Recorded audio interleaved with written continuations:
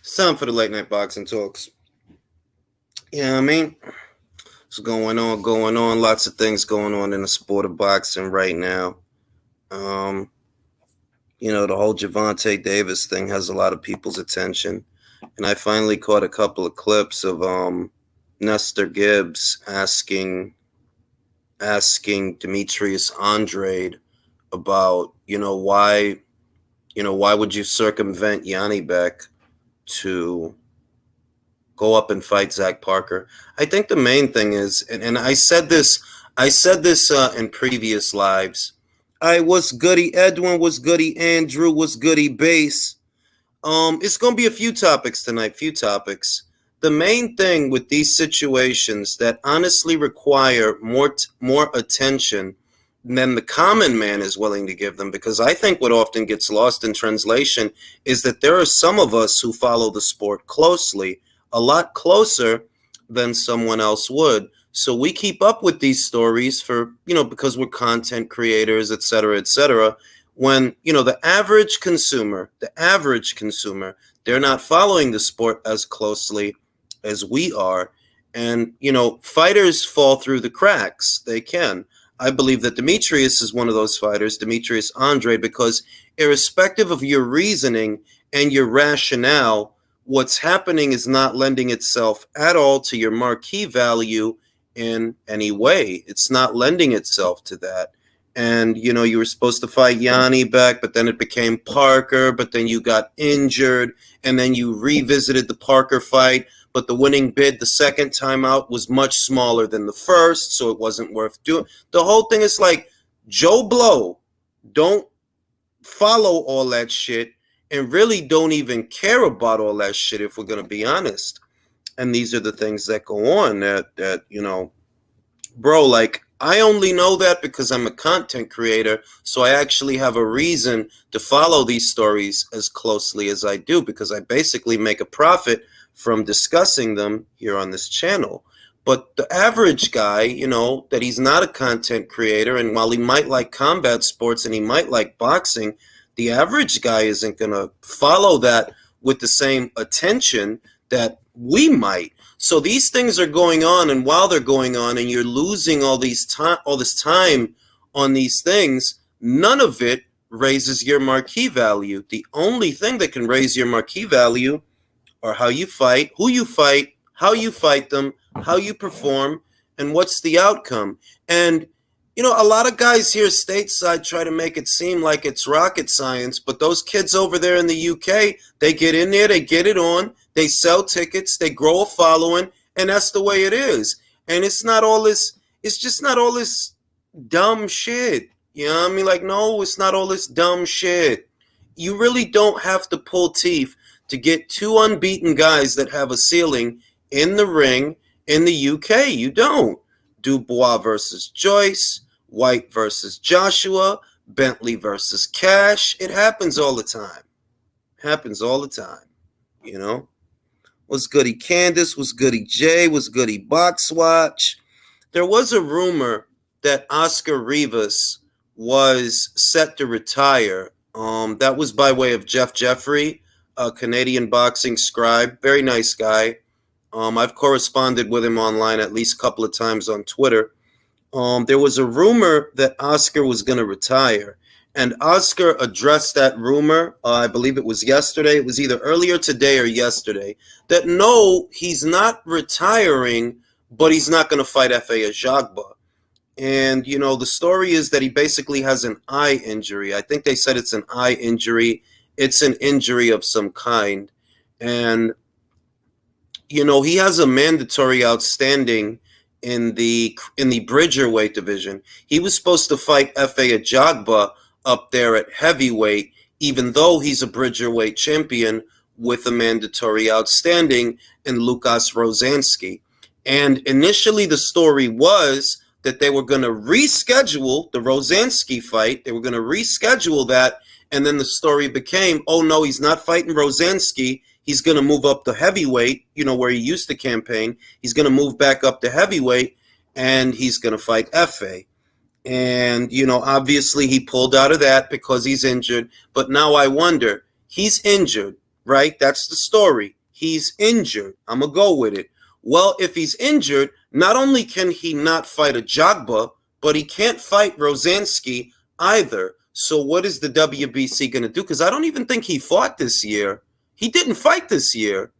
You know, he won the inaugural WBC Bridgerweight title. What's good, Elisa? What's goody, Pot? He won the WBC Bridgerweight title.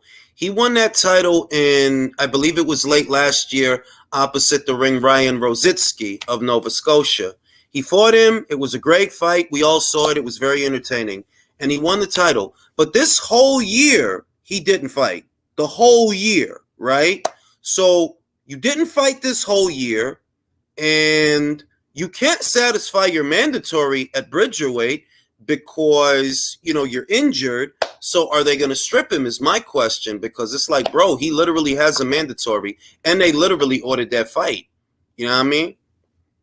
Not to say that things that happen at Bridgerweight are all that, I guess, important. I'm probably one of the few channels that even talks about the Bridgerweight division. I don't really see anybody else talking about Bridgerweight. And when they came out with that division, when the WBC came out with that division, I said it then, and that was over a year ago, that the success of that division is contingent upon two things primarily. Two things. You need to be able to put together fights that people want to see with fighters that people want to see, because the market comes before anything. There has to be a market for those fights. There has to be a market for those fighters. That's one. And two, the cooperation of the other sanctioning bodies. It needs to be across the board for you to really get this division off the ground. Because the situation I see right here and right now is that if the WBC felt like it, they could dissolve that division right now. Nothing is going on there. When was the last Bridgerweight fight? I don't even hear stories about other fights that's really happening at Bridgerweight. You know, Bridgerweight is primarily comprised of mostly journeymen from either cruiserweight or heavyweight. You know, there are no blue chip prospects in the Bridgerweight division. You know, like if you're looking for a Shushu Carrington at Bridgerweight, you ain't gonna find him. If you're looking for a Keyshawn and a Kelvin, you ain't gonna find him. There's no blue chip prospects there. So it doesn't have that next generation to usher in, you know, a new era of talent. It doesn't have that. Primarily, it's a lot of journeymen and a lot of guys that they tried it at cruiser and they tried it at heavy and it wasn't working out, you know. That was a good fight. That was a good fight. Let me open up the chat to the panel. Appreciate that, Base, because I couldn't remember the last time I heard about a WBC sanctioned Bridgerweight contest. But the livelihood of that division really is contingent upon the cooperation of the other sanctioning bodies, the WBA, the IBF, and the WBO. That's one. And their ability to stage fights that people want to see. Because, I don't even know if I could name you 10 Bridgerweights. I don't know if I can name 10 Bridgerweights. What's up, fellas? What up, Jules? You on fire? Man, that's not a real division. Because if it was a real division, the other sanctioning bodies would have had the belts in them already. So let's stop talking about it like it's real, bro. That's just money that Mauricio wants, little scumbag. Jules, but quick question. Quick question, right quick. Like, what's that guy, Rositsky? Rositsky is the kid from Nova Scotia that he fought last year. Rosansky, which is like fucking comedy. Okay, because I was about to ask you, like, is there any relation to the Ryan Rositsky kid? Like, bro, what are the odds, bro? What are the fucking odds, bro? And listen, here's the thing. The Rositsky kid is from Nova Scotia, right? The Rosansky guy is from Poland. They're not even from, like, you know, they ain't from the same neighborhood. Bro. They're from completely different places. But what are the odds that you had to fight a Rosinski, now you have to fight a Rosansky, and next thing you know, it'll be a Rosetsky and a Rosansky. And a He getting all his cousins on him, man. Just hell like. Yeah, I mean, and like I said, it is like Michael said that honestly, until shit really picks up, it's not a real division. Like, but you know what? Here's the thing with the Bridgerweight division. It is there because there are certain people who are just stuck. They're not big enough. They're too big for where they were, but they're not big enough to compete. And the problem is there's not enough number of them to make the Bridgerweight division interesting. Now, if they had enough numbers in there of fighters, then it would be a legit division because there would be stuff going on. But you know what, country? I feel like Bridgerweight. Remember, Bridgerweight, the limit for Bridgerweight, I believe it's 225 or 224, right? And I just feel like, look, you're gonna get a lot of cruiserweights. You're gonna get a lot of lazy cruiserweights in that division, basically. Yeah, that's true. But like y'all know why I don't recognize it, because all the other sanctioning bodies don't. Well, that's true. No, it's the same thing. You know what's going to be even more recognizable? Franchise. They don't recognize that. You know what's going to be even more recognizable? If they integrate the transgender fighters into the Bridgerweight division. Wait. Don't start up on that yet, because I was going to talk about that. That's actually why I'm talking about Bridgerweight. That you can come out with divisions. You can come out with your own division and your own shit. And no, it's not enough, because everything in sports and entertainment, there has to be a market. You know, like I could come out with the midget weight division or the hairy forearm division that you need to have a certain amount of hair on your forearm. I could come out with the hot top fade division, right? Or the motherfucking Gumby division, right? Unless it's the market for Gumby division fights, this shit don't get off the ground. Mm-hmm. It don't matter what they want to do. And I started on Bridgerweight because now look, we have a whole year to look back on Bridgerweight, a whole year, and the Bridgerweight champion, the only one, has not even fought. You can't make it up. Like, y'all might as well not have done this shit. It's not real, bro. It's just not a real division. Well, hey, speaking of the whole transgender thing, did you see that Clarissa Shields was talking about they wanted to fight a transgender fighter? No, let me get into that. Okay, so one, I'll say this: she was afraid that she would be matched against men, basically, or that's what she queried. And Mauricio clarified. Who mic is that? Fix your mic. Mauricio clarified that we not matching guys with girls and girls with guys. It's a division specific to individuals that fit that criteria, right? And it's the same principle, right, with Bridgerweight. It literally is the same principle with Bridgerweight as it is with, I guess, tranny weight, with the difference.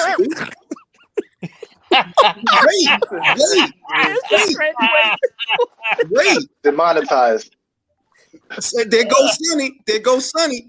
Shout out to my man Sonny Edwards. It's the same principle with that experiment, because you need a market and you would have an even smaller talent pool to draw from. See, with the Bridgerweight division, you got a shot, because you could get some cruiserweights in there that maybe they tired of making 200 pounds. And you could get some heavyweights in there that, you know what, maybe the weight is not the problem, but you just not tall enough, because you know what? Today's heavyweight division, a lot of these guys, they're about 6'4" to 6'8", anywhere in between. And you might have those guys that maybe they're 6'2" or 6'3", and no, they ain't little guys, but they just not big enough for the Tyson Furies. They ain't as big as them big Crow Magnum motherfuckers in the ring. Almost said trans welters. Oh my god.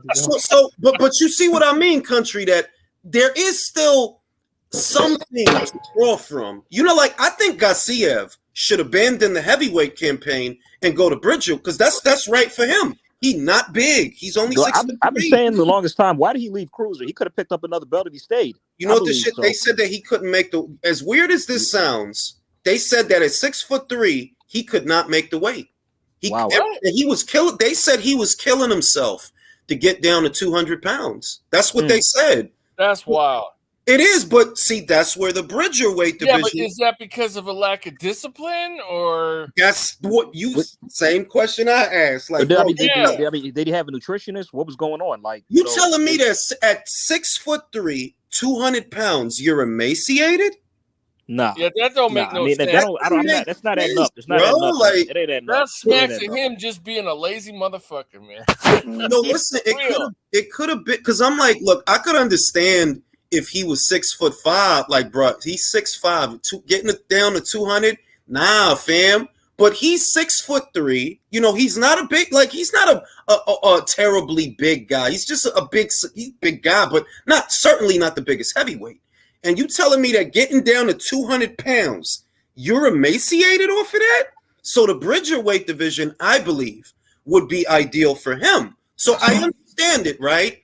And the way all of this correlates to the training weight division is, look, bro, listen, you have cruiserweights and heavyweights to populate your Bridgerweight. You do. You have it. There's enough outliers and people that are in that situation that you're not quite big enough for the upper echelon heavyweights, but you're too big to make cruiserweight. You have these two divisions to draw from. Personally, I don't know that it's that many trannies out there that you need a whole division so they can lace them up and fight each other. And even if you had a good 13, right? Because, you know, like in women's super middleweight division or the light heavyweight division, it ain't but like 13 broads. Really, though. It ain't a lot. So let's say you found 13 individuals to populate that new experimental division, that new thing you're working on. Who's going to watch it? I was just about to ask that question. The fellas, are we going to be tuning into this? I'm a big boxing fan, bro.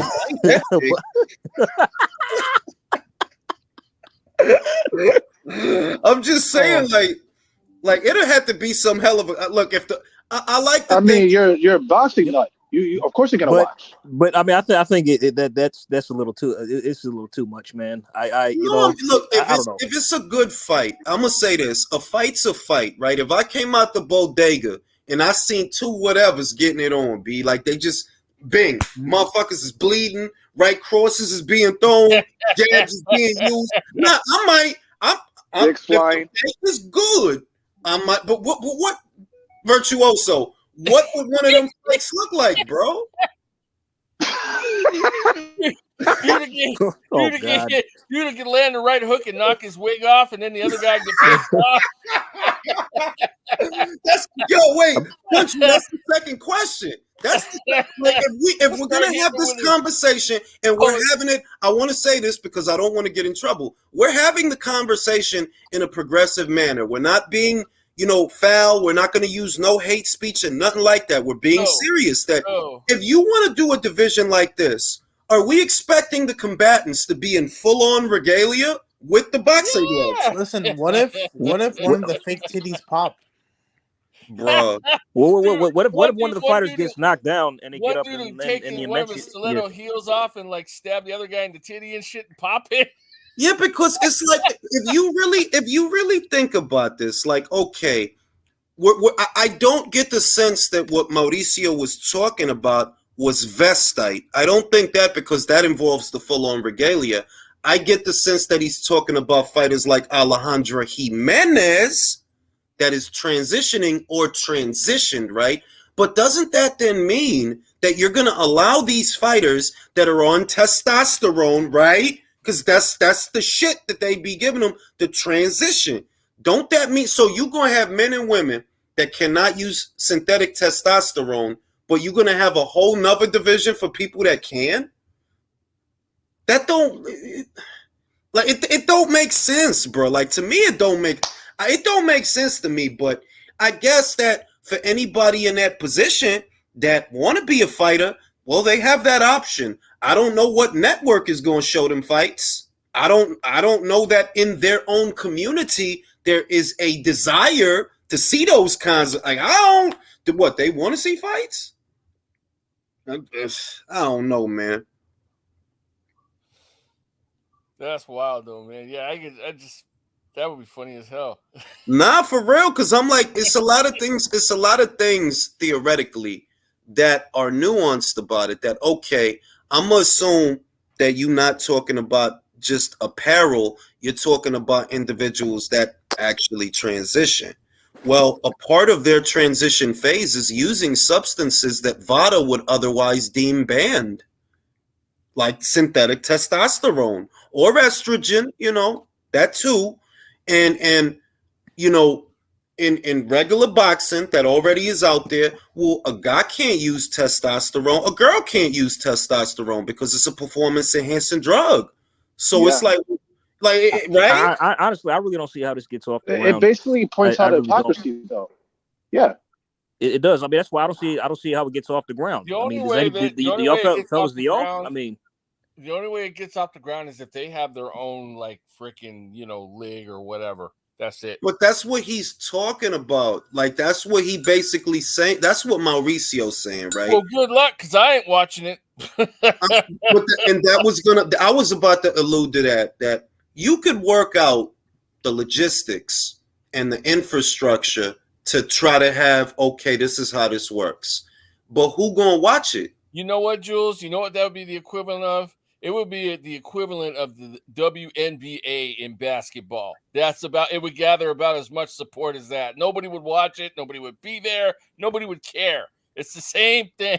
Yeah, and then when you do that, right? And the other thing is that, if you endeavored to do this, right, which Mauricio seems to be, it's only a matter of time before the equal pay argument starts up. Because that's what we hear. But it is, though. Yeah. Because remember, and I don't say this to be fucked up, but that's what we always hear when it comes to the WNBA. And it's like, you do realize that if you want equal pay, you need women to support you the way the men support the NBA and the women, because the women support the NBA. There's plenty of girls that watch NBA, fam. It's plenty of them because they're actually good. I ain't even going to say that. I'm going to just say that it's simple, bruh. There is no such thing as equal pay in sports. Everybody don't make what Brett Favre was making or what Tom Brady was making. No, there's no such thing, bro. Well, first off, that depends on viewership. That depends on viewership, right? It depends on viewership and ticket sales. It depends on the fans. What is that supposed league going to have? A pronoun belt or something? I mean, come on. I mean, gee. I'm serious, man. I mean, come on. Oh shit! The only pronouns you're gonna hear is world champion. That's all. Okay, let's say this gets off the ground, right? All right, let's actually get some traction. All right, bear with me right quick. Bear with me. All right, this gets off the ground. So, is there going to be trans announcers, tranny ring girls, or trans? But you see, this is the thing. This is how things normally work, and this is why what Mauricio does. This is why these experiments that he has, they seldom ever work out. One experiment was the franchise belt. That shit didn't work out. Nobody needed that shit. It didn't work out. And you think about Bridgerweight, it's not working out, bro. This division has been around a year and virtually no one talks about it. The one champion that you crowned, he hasn't even fought, right? That's not working out. And then you think about this, that they want to endeavor to do this. And it's like, see, the reason the things that Mauricio does, the reason they don't work out is because you're not catering to an existing demand. There was not a demand for a franchise champion. There wasn't. You made that up. There was not a demand. Canelo's ass. That's all they did. Basically, there was not a demand for a Bridgerweight. The fighters didn't come to you and say, hey, can you carve out a lane between cruiser and heavy so that I don't have to keep making. They didn't come to you. You decided to do that. You decide because you thought, well, if we make a lane in between, we get more sanctioning fees. What sanctioning fees, bro? Ain't damn near nobody there. Right. Now, that's why in order for this thing to work, you have to have a solid base of fighters. Yeah, pretty much. I mean, has Oscar Rivas fought since he wanted the belt or no? No, he hasn't fought since the Rosinski fight. Fuck. All year he ain't fought. And he's the one, he is the one Bridgerweight champion that has not fought since he became champion. And what Mauricio is doing, what he's doing is backwards. When you do something, you have to be catering to an existing demand. So my question to Mauricio would have been, well, is there a demand in that community for a league of their own. Nah. Because that's not what I be seeing people demanding. You know what I be seeing people demanding? The guys that transition into girls think they're supposed to be fighting girls. You're not. You know why? Because they can't cut it against their fellow man, and they want to make themselves feel good by beating up on women. Bang. So why not beat up on each other? Let them get in there with another man and get their ass whooped and see how good they feel after that. I'd be more than happy to whoop one of their asses in that. Hey, bro, don't get me in trouble. We ain't whooping. No. I will end this live right now. We ain't gonna do shit to nobody. First and foremost, that's for them. And all I'm saying is the demand that I see is not a demand. I have not seen it that they asked, "Yo, can you make something for us?" I have not seen that.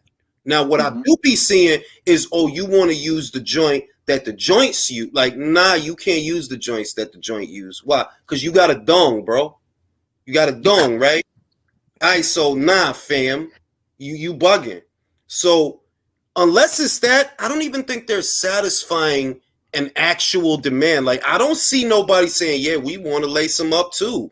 I don't see nobody saying that. I just don't like seeing them beating up on girls. That's all. It just gets me a little raw. I'm sorry. I apologize, but it just, I don't care if you transitioned. You're still a male and you want to beat up on a female. Come on, man. If he was a transition, we'd be talking hella shit. Now I'll say this. Shout out to Mary McGee of Gary, Indiana. She fought a guy, bro. She beat him. When was this? Bad motherfucker. Go in her shit. Matter of fact, ask her about it too. She told me about it. She fought a guy. Good for her. In a pro fight? An actual pro fight? It was a guy, bro, that transitioned. It was a guy. Oh. She beat him, though. Tough motherfucker. I love some Mary McGee. Mary McGee. But yeah, it's like this, man. You got to have a league of your own, exactly, to have like to be a level playing field and not have them compete with women, you know? How fair is that competing against a woman when you're a dude, man? I'm sorry, no. No, I mean, I'm not like look, country. My views are aligned with your own. But the reason that I don't spend a lot of time on it is because I know if you try that shit, you know what's gonna happen? People ain't gonna watch. That's right. It's that simple. And everything in this sport relies on the spectator. That for you to put on a fight. And for there to be money for a fight, it has to be something that people want to see. Otherwise, it ain't going to be no money. And if it ain't no money, why would you as a promoter? I don't think this is as big or as relevant as it's made out to be today because I've seen people talking about it. And I'm like, remember, you got to have a promoter that's willing to risk their money to put on these shows. Now, if you a promoter and you like, bro, who going to watch this? Irrespective of, because it happens all the time in regular boxing with regular fights. Who gonna watch this? Because I ain't finna pay all this bread and stake this bread and ain't nobody gonna watch this shit. Then all I'm gonna end up doing is losing my bread. I got to sell tickets. I got to get viewership. I got to get sponsors. There's certain boxing matches that people end up not watching and they end up tanking bad. So exactly. It's to me, it's another experiment. I see this as another potential failed experiment with the WBC. Now, in all likelihood, the first person I think that might have an inaugural fight will likely be Alejandro Jimenez. Likely. Because I'm not even playing when I said, like, I'm dead ass. Like, I felt if they're going to use somebody to try to be the face or the ambassador, that was the first person that came to mind. Alejandro Jimenez. And they might try it, but I'm like, bro, you got to understand that ain't nobody really finna watch that. Nope. Like, for real though, like, I'm just being real with you. Because I'm fair and I say, look, a good fight is a good fight. I sit there and watch two goddamn chickens go at it if they really going at it. Being real. I will, you know what I mean? So if I came out the bodega and it's two people getting it on and wigs is flying and everything is going down and they throwing jabs and all of that, yeah, I might watch that shit. But what are the odds? The other thing is, remember how boxing is, right? Boxing is very much insulated. It is a world within a world. It really, like, literally, it's a world within a world. Now, what percentage of individuals in that world fit the criteria for this? Because that's the pool. That is the pool that you going to draw from. You talking about, remember, we ain't just talking about people in the street that do certain shit or people in a community that do certain shit. At the end of the day, we're still talking about pugilists. Irrespective of their orientation, we are still talking about pugilists. So what is the talent pool for this going to look like? Because what talent pool are you drawing from? That's why I think this is another failed experiment. This might not never get off the ground. Julius, can I say? Leo. Look, there might be a problem if this idea is implemented, because the whole idea of trans women is they are women. So why recognized women can do everything that a women do, including competing in women's sports. So they are making another category. That might be an issue. But now, this is an issue that affects women. And who do you think made this issue in the first place? Because they were men. I mean, men didn't create this problem. Women did. So not really. Women were not demanding to fight the men. Well, except for Clarissa Shields. She said she wanted to fight Keith Thurman. Who is I got a winning. I got a winning. I don't know about y'all. So who is at the head of the trans movement? Say it again, Leo. Who is at the head of the trans movement? Those are not men who are at the head of the trans movement. So you can't, Leo. You can't. You know why you can't say that? I see a lot of women that are against that movement.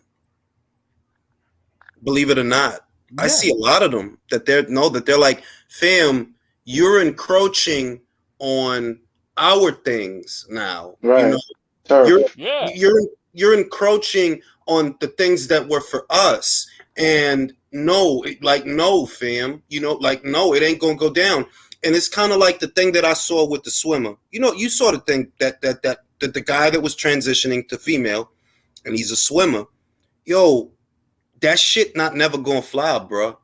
Like, for real though, the dude that beat those two Samoan women in the powerlifting shit, that shit not never gonna fly, bro. I'm just telling you. It's like, for real though, like, you could win and motherfuckers not gonna rock with you. Like, for real though. Because the controversy lies in like the men, or at least the men that are transitioning to women, they're trying to, change their gender, but they still hold like biologically the same physical structures of a man. And so that gives them an advantage, a competitive advantage over the women. So that's why, I said, I brought up this topic because I feel like, maybe if they find, a cluster of women of trans women that want to compete, but I just don't think it hasn't garnered any attention, any fan bases. Like, they're still trying to fight for equal rights before they even fight in the ring. So and that's the other thing, that boxing is not a huge, it's not huge. It's not like the NBA. It's not like the MLB. Mm-hmm. It's not that huge. It's more along the lines of, okay, remember that we're still talking about boxers. Remember that we're still talking about pugilists. And when you think about it in that scope, well, what percentage of pugilists fit this particular situation to even populate this experiment that you got? And I'm like, bro. Now in terms of class, right? Working class people overpopulate the sport. Now in terms of trans women, we do not know. It's probably, we're guessing a small number. A very small number. There cannot be 10,000 trans boxers.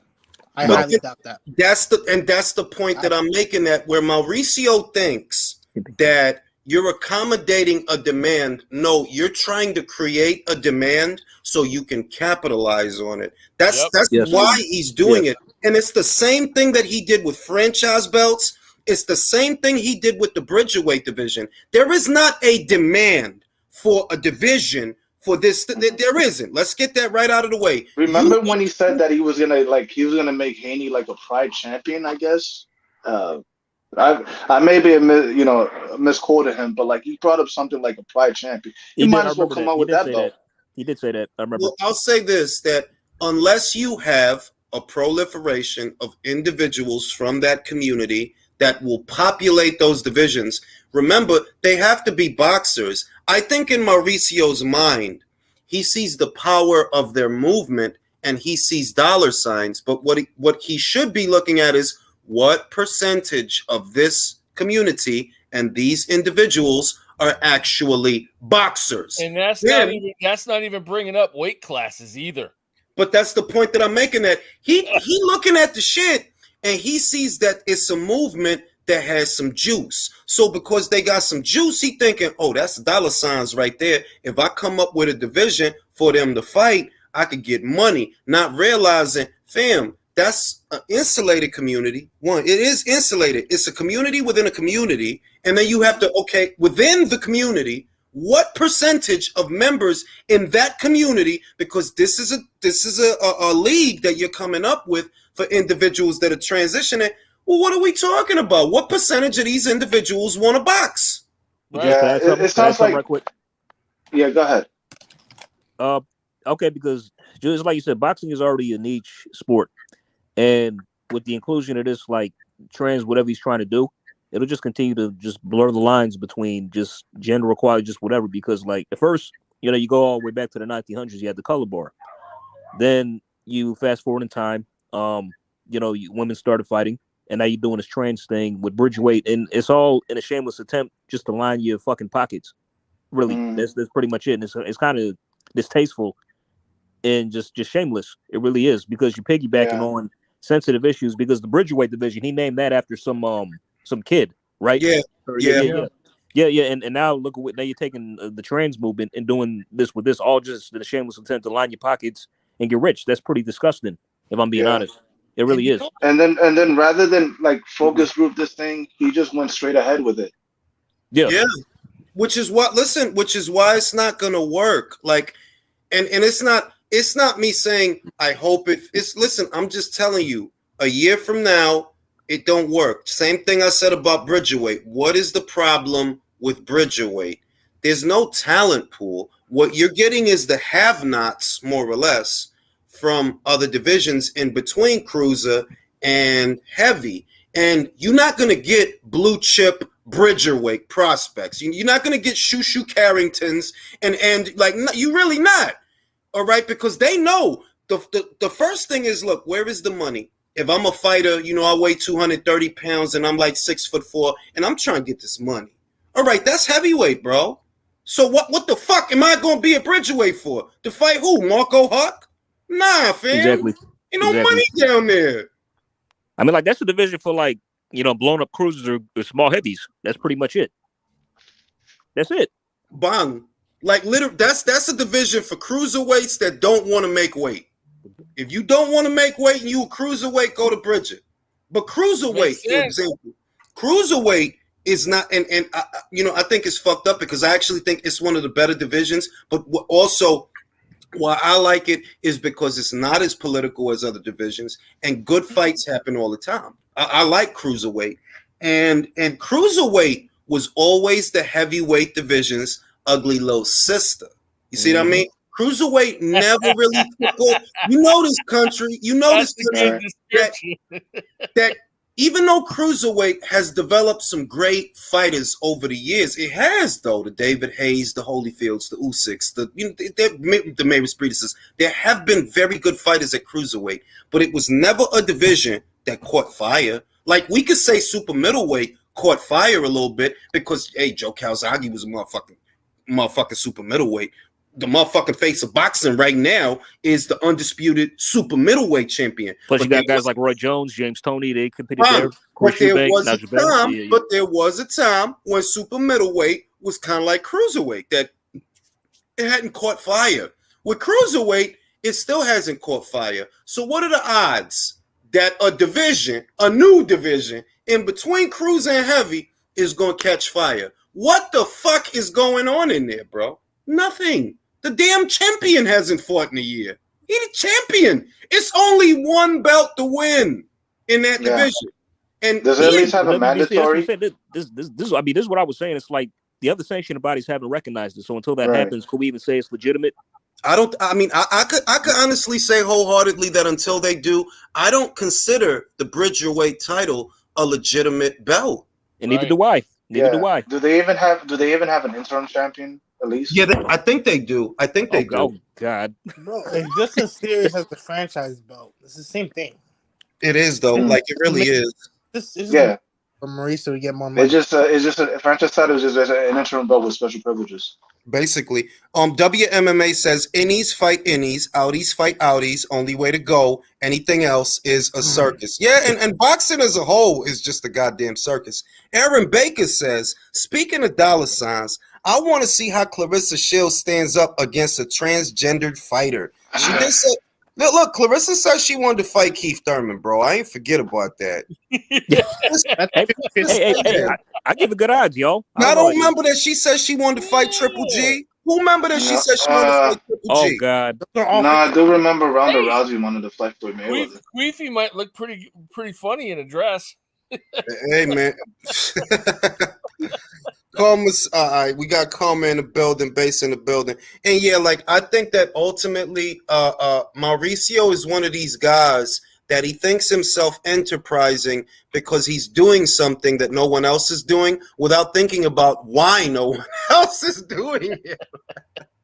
You should think this through, bro. There's a reason that Gilberto and Paco and Daryl are not doing this shit. You think you're enterprising or being, that you're pioneering by doing something that no one else is doing, but there may actually be a very good reason why nobody else is doing it. Right. So Oscar's not retired though, Julie, she was saying? Oscar, who? Oh yeah, Oscar's Oscar not retired. Yeah, he's not retired. Like Jeff Jeffrey, shout out to him, Canadian boxing scribe. He tweeted like 3 days ago that he said he had spoke to Oscar Rivas, and in so many words, Oscar said that he retired. Well, Oscar said about a day or so ago that no, I'm not retired. My fight with Ajagba is canceled, but I'm not retired. And what I'm saying is, well, in any event, you're injured, right? And you have a mandatory outstanding. So are they going to strip you so that if they strip you, we could see my man Alen Babic get it on for that belt? Alen Babic, more so than Oscar Rivas, he's that division's best bet. He really is, because he's fun to watch. People watch him. He fights like he's got a book bag on, and fuck it. Fuck it. By the way, speaking of Rich, have y'all heard Rolly came out with a rap song? Y'all heard it? No, and I'm not going to. No. I think wait. It's called I think it's called yeah. But Michael. All right, this is an interesting one. Michael Buffett says that, in my opinion, Shields is a bigger draw than Mayer. So why ESPN not sign her, and why is she so keen to fight in America with no broadcaster supporting her? Well, I'll tell you this much. If I were Top Rank, I would not exclusive to Clarissa Shields, because it's not just her. It's a deeper problem that is bigger than Clarissa. And it's that, unfortunately for Clarissa, where she campaigns, it's really not a lot of girls. It's not that many. Like, remember, Clarissa debuted the same year as Katie Taylor, but Katie got 20-something fights and Clarissa got 13. Why is that? Because it's not that many girls at them weights. It's not. Clarissa beat most of the good ones already. So if you're a promoter and you wanted to sign a female fighter, you want a fighter that, okay, I could work with something, I could get her some fights, I could really build something. And by now, I think everybody knows, in women's boxing, the lower you go, the deeper the talent pool. So if you think about Mayer is in a densely populated, talent-rich division where you can mix and match names with a lot of people and get a lot of good fights. So that is why I would sooner sign Mayer over Shields. That's why I would. Not because this and that, but like forget the attitude, all that. It's not about that. It's that if I sign you, what the fuck we gonna do? It ain't damn near nobody here for me to make you fight. It ain't nobody here. You already fought Hammer. You fought Marshall. So what I'm gonna do? I need somebody that I could keep making fights for them. Right. Any word on who Michaela's fighting next? I have no idea, but my intel did check out. It did turn out to be LM Mekhaled with Well, I'm gonna be honest. Alicia, the winner. I'm glad she fight. Well, I'm glad she fighting somebody for Undisputed. That's the main thing. So yeah. I'm just happy about that. But I mean, like, I was faking like I heard it from somebody else. Man, I asked Alicia. Shit. Like, who fighting, yo? Shit, shout out to Alicia, man. Shout out to Alicia. Yeah, we understand. But that's the main thing, that if I were a promoter, like for example, if I were a promoter and I wanted to sign a proliferation of female talent, right? I would set my sights on 122 and 126. Why? Scott Nicholson, unbeaten. Karis Ardingstall, unbeaten. Nazarena Romero, unbeaten. Ellie Scottney, unbeaten. We ain't even talking about the champions. We just talking about the good fighters that's here. Bree Howling, unbeaten. You know what I mean? At featherweight. They all in 126. I forgot about that shit. That's the pocket of talent between 118 and 126. That's basically them. But those are all fighters that are all eventually going to end up at featherweight. Every single one of them is going to end up at featherweight, right? Eventually, because they starting out now at bantam and super bantam. When they get older and they have more fights, they're all going to end up at featherweight. You know what I mean? Sophia Leash, Raven Chapman, it's a lot of talent there. So if I were a promoter and I wanted to get like, all right, I want some really good fighters, I'm really not going to look at middleweights and junior middleweights and super, because it ain't damn near nobody up there. Who I'm a signing, and who if I sign them, which is the problem that Showtime had. When Showtime signed Clarissa, which is why I put it on them. Yeah, you built up Clarissa, but you didn't build up nobody for her to fight. By the time people didn't know no Christina Hammer. They saw her on one show that Clarissa fought. You know, she fought on the undercard of a Clarissa Shields fight. She fought Tori Nelson. And yeah, that was one fight, fam. And then the next fight, the very next fight was Shields versus Hammer. That's not how you build up a fight. You got to build up the division. Now, let me ask this. Now, like, not a lot of people watched that fight, but let's say that fight drew in like over 1 million viewers. You think they would have kept her around? Absolutely. But the numbers would not. Timmy Turner's asking how many fights you think Taylor has left. Maybe 3. My prediction is this.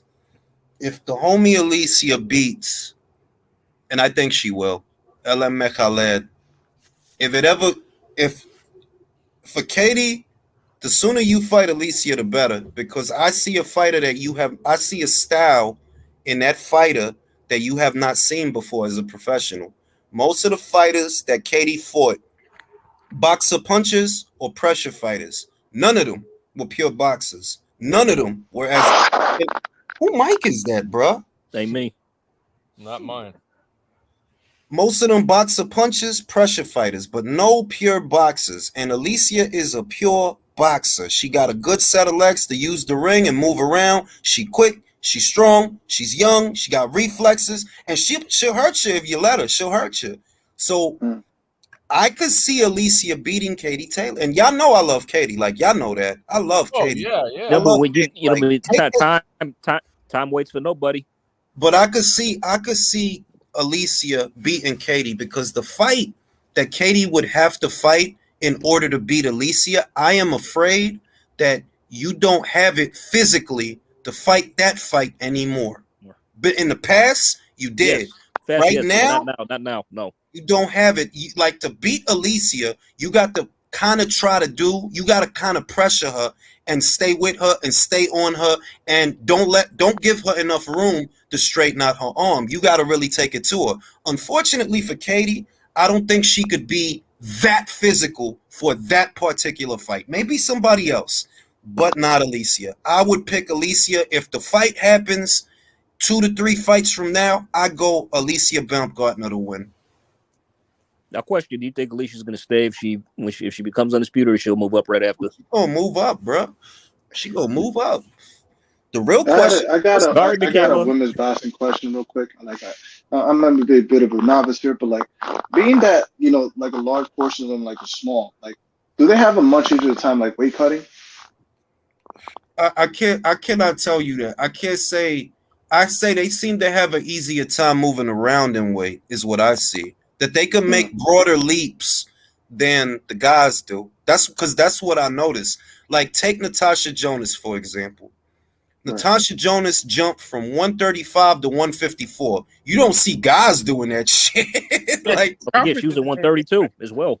She used to fight at 130, went up to 35, then from 135, a straight shot to junior middle. You don't see guys doing that because they're built different. We are built differently. At 154, Natasha Jonas has an edge that in the men's divisions, it wouldn't be that way. You would be too small as a lightweight to fight a junior middle. The edge that Natasha Jonas has as a junior middle in the women's divisions is you're actually a lot faster than these junior middles. A lot of them are very slow. A lot of them have very heavy feet. So not only do you have technique, but you're at least faster than they are. You're not as durable as they are, and I think we saw that in the DK fight. That you look a little bit tired, like she's pushing you around. You bring with your mouth open, but you are quicker, so you can use that to your advantage. In the men's division, go ahead, man. Sorry. In the men's divisions, it doesn't really play out that way because size is going to come into it. They're like, fam, as much as a motherfucker might love a Lomachenko, you don't belong at junior middle. You barely belong at lightweight. Yep. Barely. I mean, ever since he got there, even though he's still been struggling a bit with the guys he's fighting. He has because the weight too big. Piling up a little bit. Yeah, I'm about to read them. Michael Buffer said, isn't her MMA fights on ESPN so they can use that? Her MMA fights are on ESPN by way of PFL, though, because PFL signed her. PFL is tantamount to a promotional outfit signing her. While PFL might have been interested, what you have to ask yourself is, do you think Top Rank is interested? Because Top Rank hasn't signed her. She's not a Top Rank fighter. Top Rank has nobody for her to fight, like you were saying, though. So that's the problem. She beats everybody, though. Like, so, she already beat everybody at that division. That's the problem that she has that Savannah doesn't have. You beat Franchon already. You beat DeCare already. You beat Hammer already. And I'm not saying this as a knock. I'm saying that she did her job. She beat all these people that was good fighters at these weights, most of them, with the exception of Jadeja Green and Raquel Miller.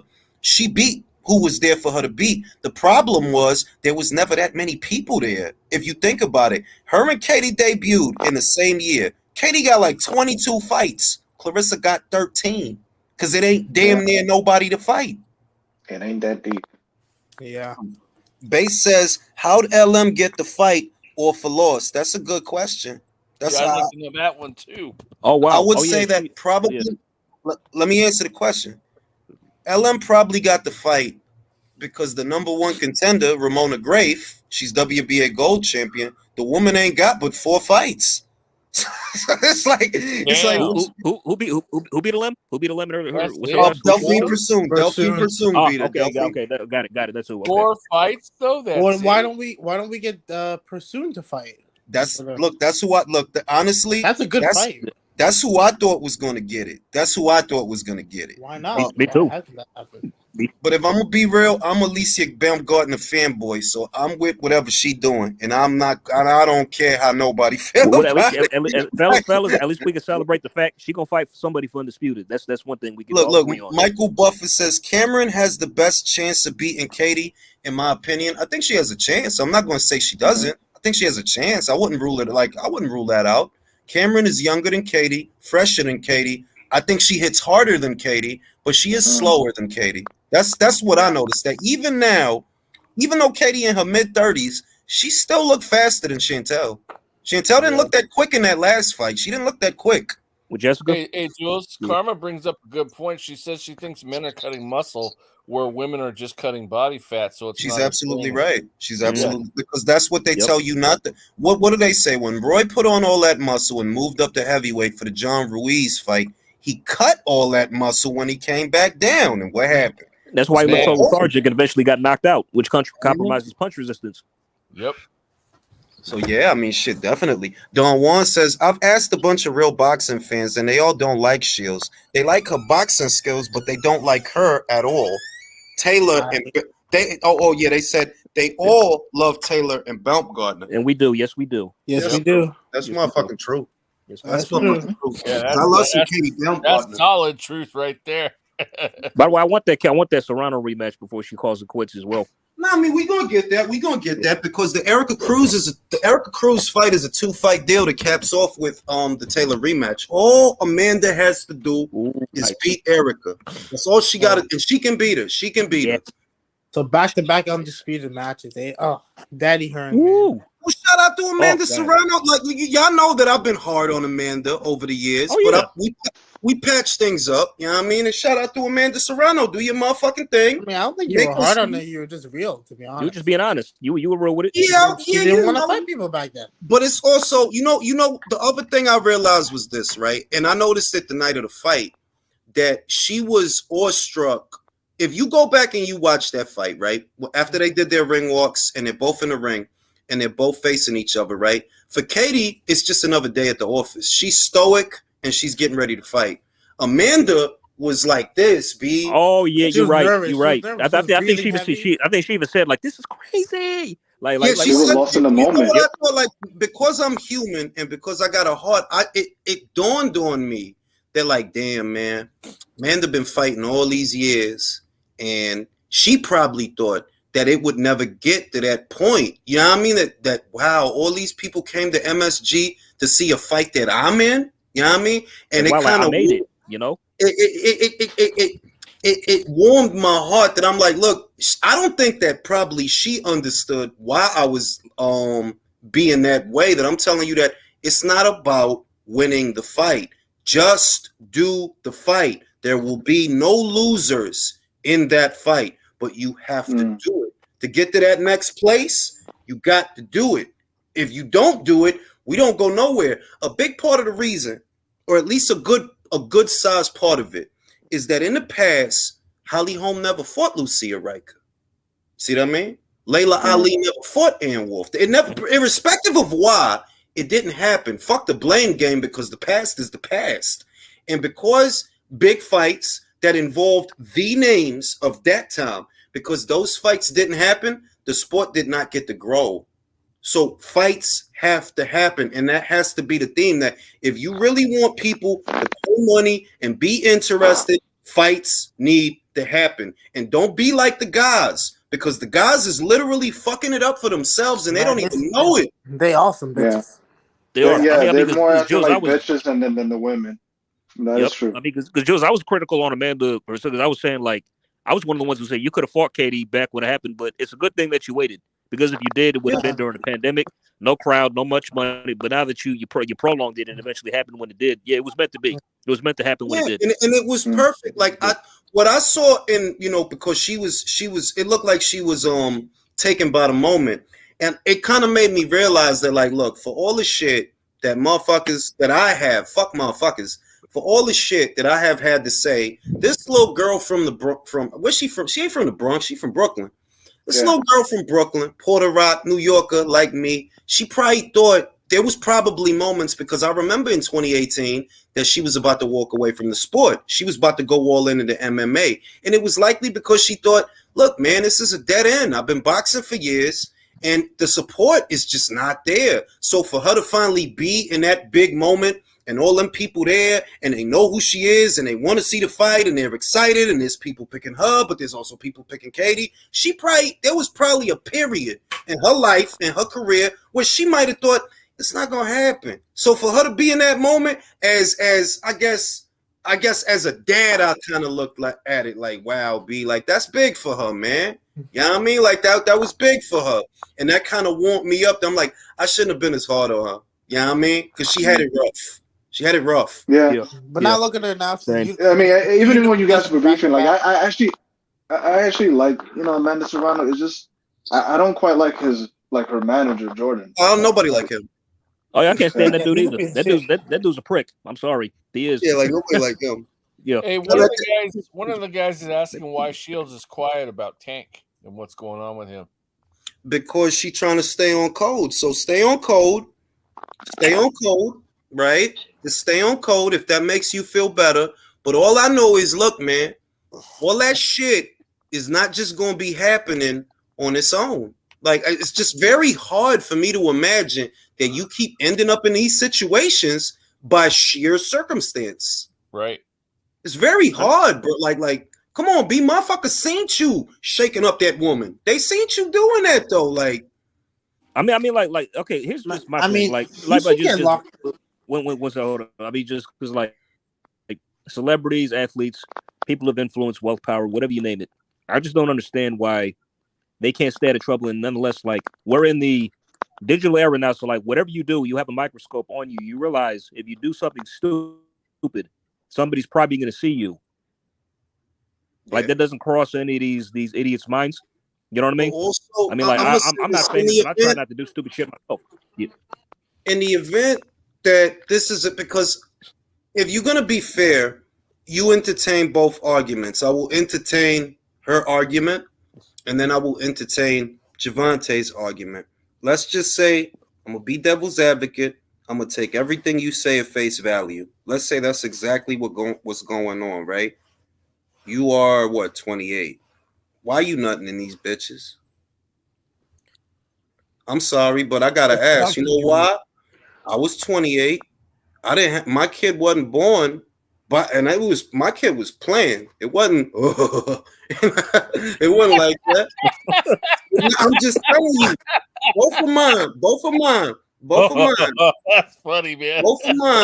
Both my kids was playing, and neither one of them is a mistake. Both was playing.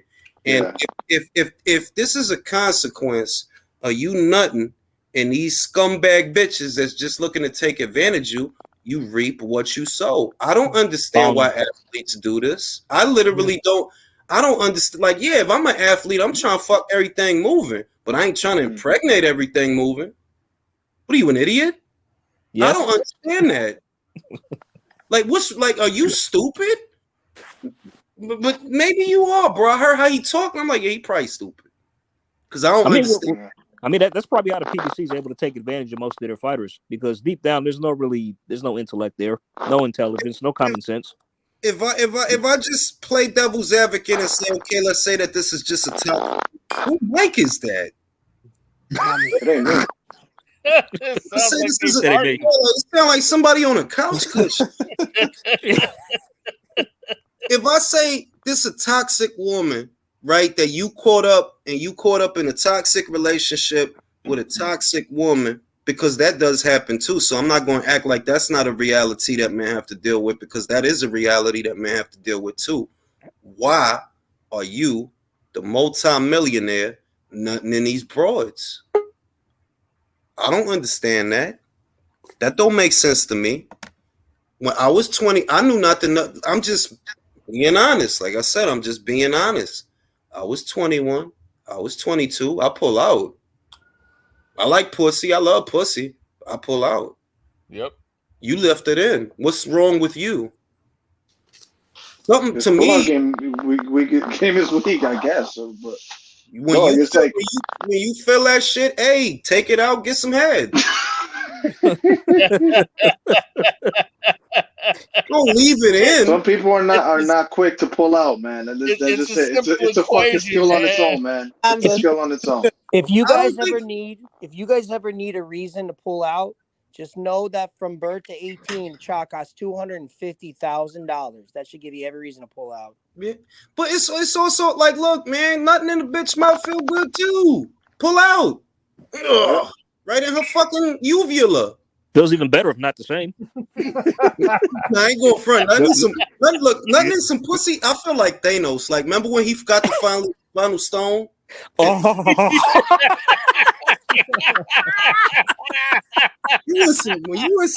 When you've been in there and had an orgasm or some shit. And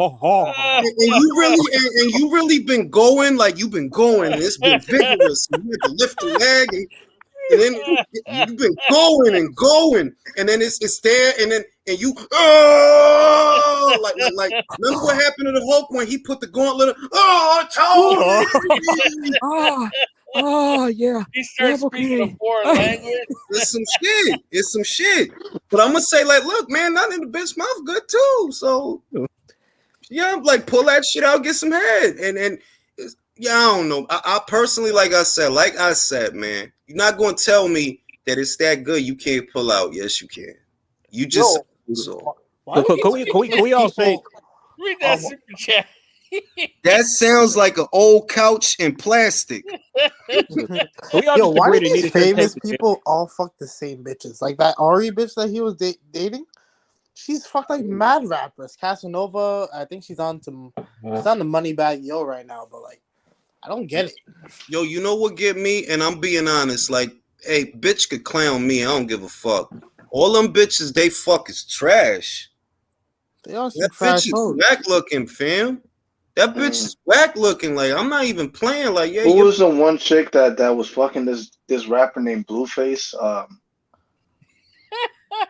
Christine Rock, right? Christine Rock, yeah, that one. Yeah, like that. Like I saw an earlier photo of her. Like she was on the track and field, right? I seen dime that. piece, perfect dime piece, right? And they basically juxtaposed that one with her currently, and she pretty much looked like Jervonta, bro. Like, come on, that ass. I'm like, Tank. I see that. That's jokes. Hey, Jules, Carmen says you're a lunatic, man. Yo, wait, let me say this. Just being honest, right? Look, and I'm being just one, and it's not that I'm trying to, it's not that, like, I'm not trying to attack his BM per se. I'm just saying that, Bang, you got M's, you young, and I'm just saying that when I was the age that you are, there was more discretion. You see what I mean? That unless you love a joint, and if y'all in love, that's very different. It's also very rare, though. It really is. Like, it's very rare. So if the whole thing is, because she got a fat do you know how many joints have a fat ass and some titties? It's a lot of joints with a fat ass and some titties. And like, for real though, and it's like, yo, it's joints, man. They look way better than that joint. Like, I could see if she looked like Ice Spice. I ain't gonna front. Might have nothing. Oh, man, she's mid. She's mid. She's mid. She got a fat ass. But nah, she's not mid, bro. She's not mid. If you was in a Camperell at 2 a.m, you gonna risk it all. Be if she walking, you gonna risk it all. Be like yo, Michael, come on, man. That's a Fordham Road 10, bro. But that's that's a Fordham. You right. That's a Fordham Road. That's a D train. That's a Grand Concourse. That's 161st Yankee. But that's a 10, bro. If she in that bowling alley by Yankee Stadium, you're not going. Yes, I'm talking. All right, I'm trying to get in there. All right, that's a 10 in New York, which is really like a 7 in LA, maybe less. Because them LA joints is on another level. That's another level. Her music annoys me, but I can't stop watching the music videos for some reason. Look what he wrote. I wonder what it is, Jay. I know. I wonder what it is. Motherfucking Tank is Tiny Jules. Tank is Tiny Jules. It's hard to unmount the nah. Fuck it. You know, we might be right. No, that might be the issue. That might be the issue that you know, the joint, because the joint weigh what he weighs. So it. She bad. He get up there and he's stuck for the ride. Bro, he's an upgrade from Ari. I can't lie. What's this crazy shit that his broad put his toothbrush in some shit? Y'all see that? Yo, like the Amber Heard shit. Yeah. Like, yo, like what? Yo, B. If that's made up, dude, that's it's crazy. Like if that's fake, that's just crazy shit. That's sick. Nah. If you made that shit yo, ain't she West Indian? Yo, wait, she West Indian, right? I heard her accent. I'm gonna just say, man, you gotta be careful with them joints, B. They sexy, but they crazy. For real though, like I heard the phone call, the cop phone call. Help me, please. And I'm like, yo, she sound either Trinidadian, Barbadian, or Guyanese. Right. Yeah, and it was an accent. It could be a theory that because she didn't quite tell the operator where the address is at, because she's not from around there. It could be that, but these motherfuckers, these D-gators, they're trying to play it off as like, well, yeah, she lying. Like, bruh, like she's obviously traumatized. I'm not going to assume nothing. I'm gonna just say that the only thing that I heard, homegirl got an accent, right? And if she West Indian, if she is Trinidadian, Guyanese or just yeah. There was definitely like a Spanish type accent. There was an X. I heard it, and I know that because there was something in there. I used to go to the Jew-based shit in Brooklyn. That's how I recognized it. Like whenever the carnival shit would, house parties galore. You know what I mean? Yeah. And I heard it, and I'm like, she sound like she Trinidadian or some shit. Like, you bet not.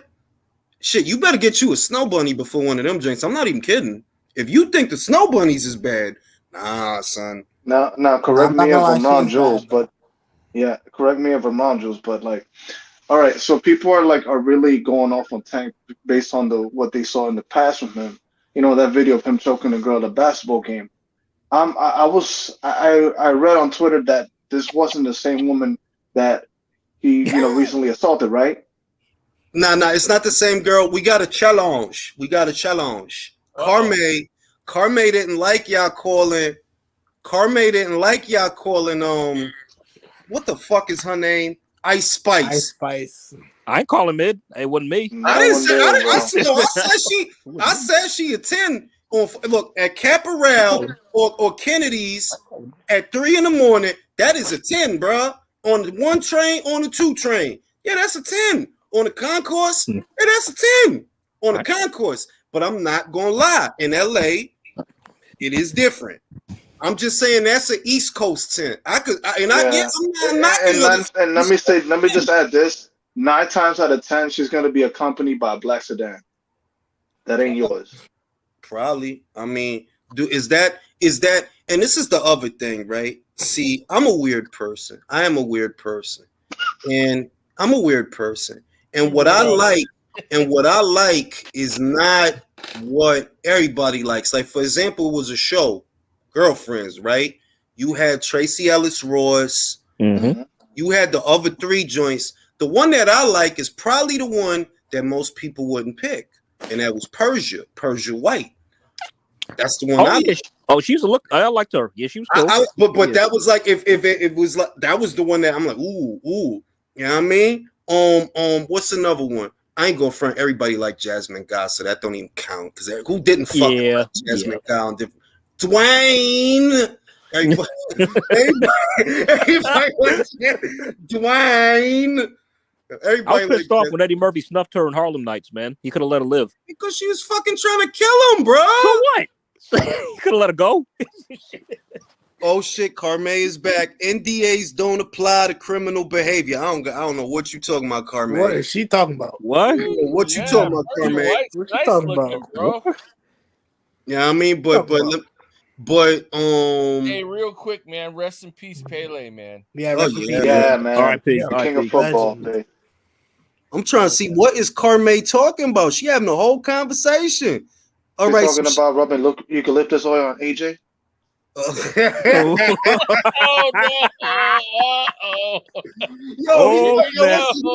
Listen, he better not go to Texas, bro, because Carme gonna be there all the time, coaching him. Like, who is this woman?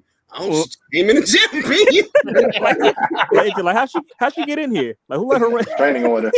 You know what I'm saying? Shit. Real shit. But what the fuck was I thinking about? Right. Like, the shit that I like is not the shit that everybody likes. The shit that I like is not necessarily, like, for example, right? Persia White is nice looking. You got good taste, man. I'm gonna say this, right?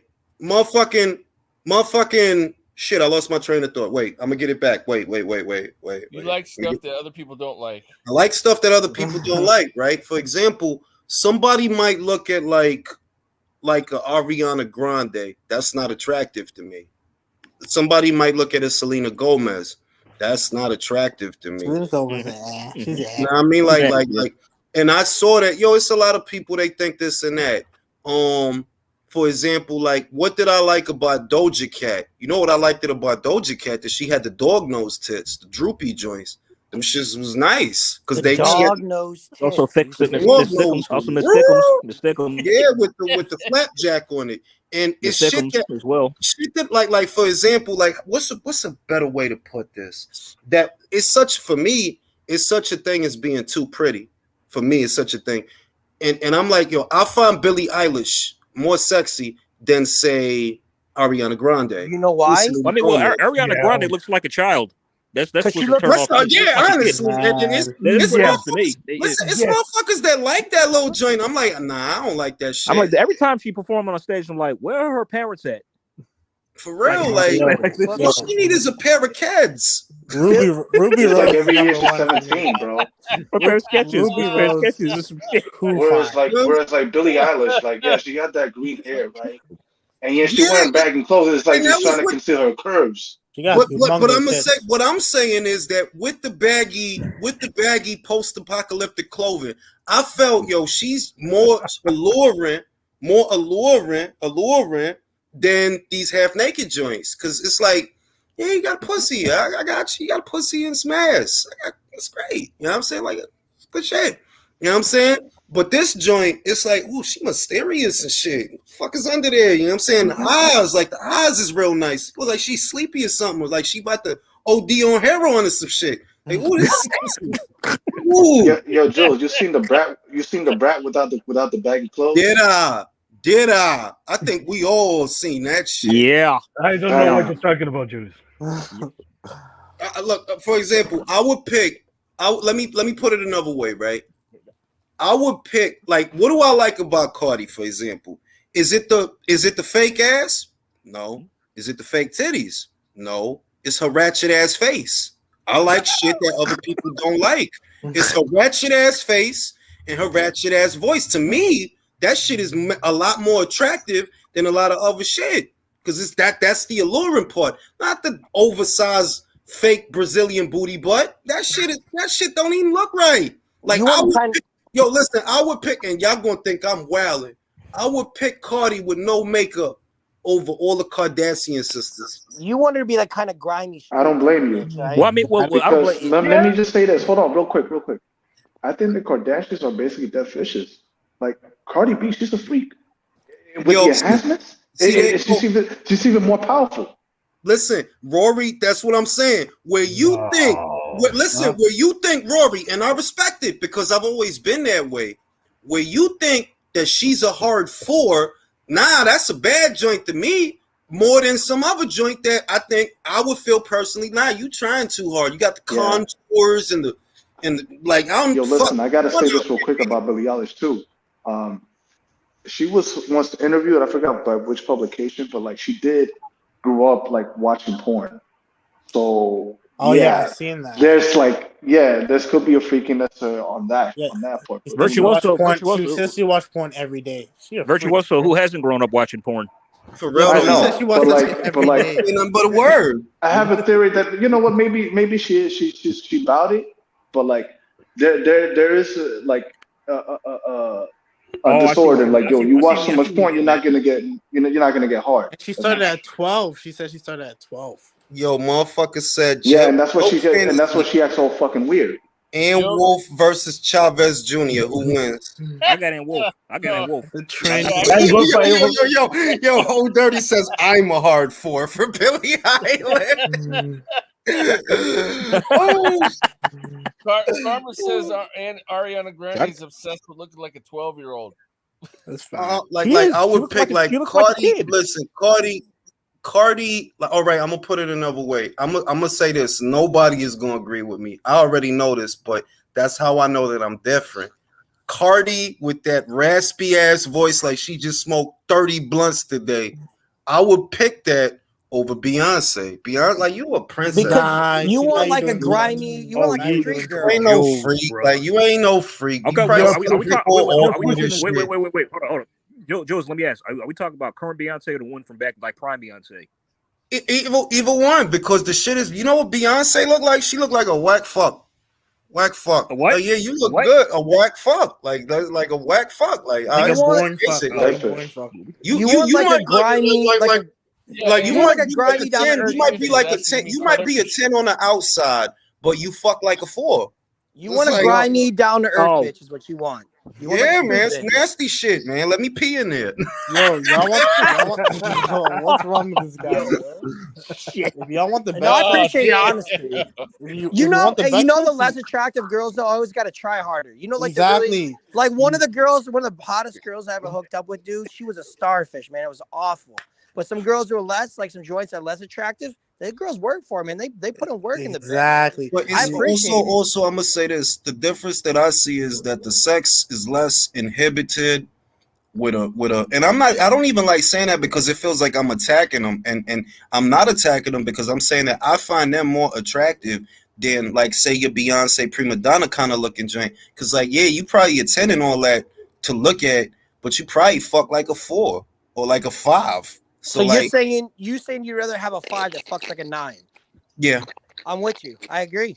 Yeah, the best sex you'll have. I mean, it seems like the ones who don't. It seems like the ones who don't look, they're always down to do the more grimy shit. It seems than the pretty ones.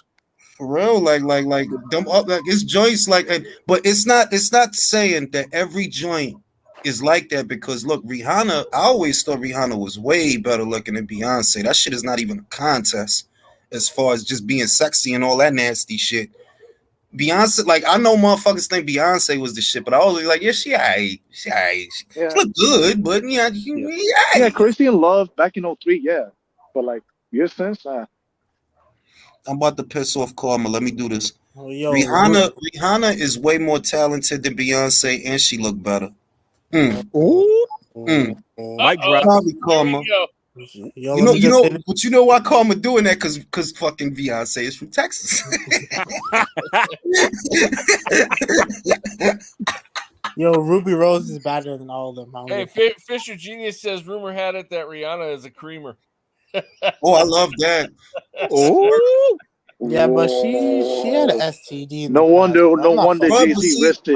No wonder. Bro, Michael, that's even better. If she got an STD, bro, that's even better. If she got an STD. That's disgusting, bro. Oh, damn. Get out here. That's the flavor. That's flavor. Oh, you nasty. Oh, my God. Really crazy now.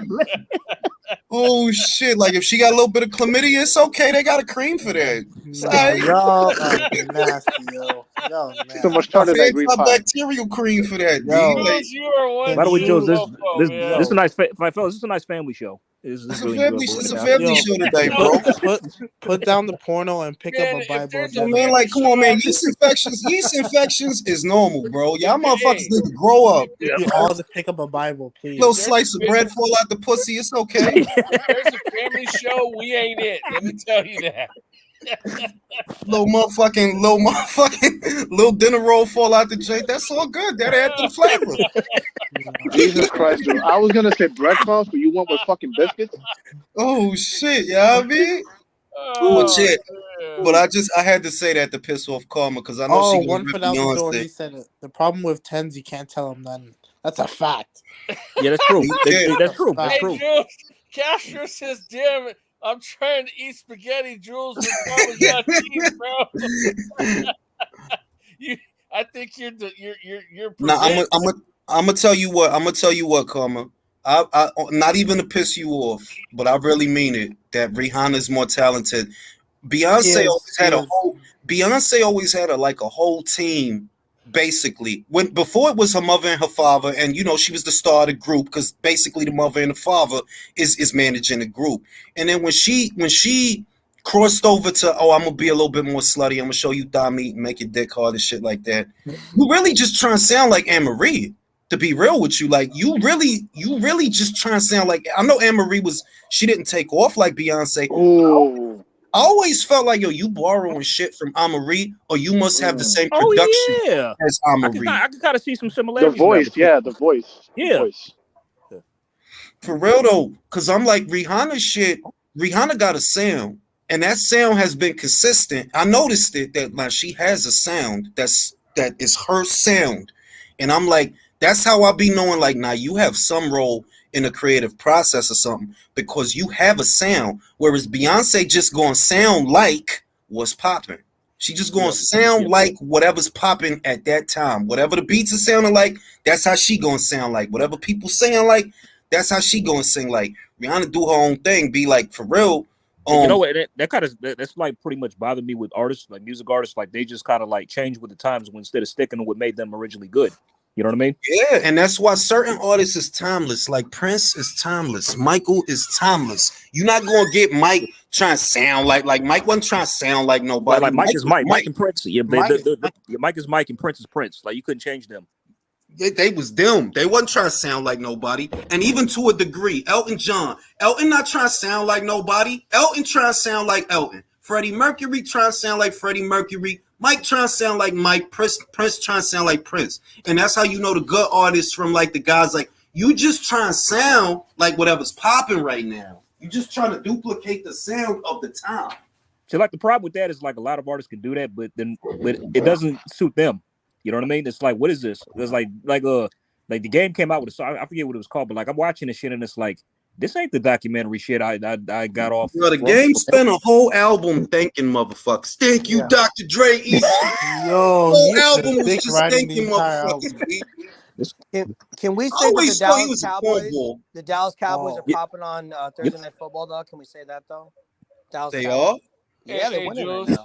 Dave Rutherford got a boxing. Fuck the Cowboys. Hey, whoa. No slander to the Cowboys. Well, let me read the super chat. I don't like ratchet girls, but some by Alicia's hood side that's attractive.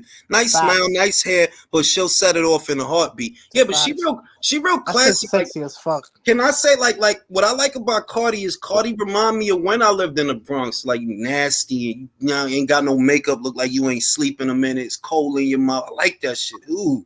Nasty ass bitch. How many STDs have you had at Jules? Bro, I ain't had no STDs, B, but you know what I'm saying? I'm just saying that you can't be a little bit scared to clap be out there, bro. You got to, you know what I'm saying? Oh my God.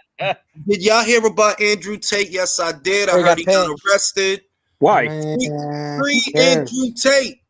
Allegedly Andrew Tate, man. Yo, he said, human trafficking. He been said they gonna try to knock him.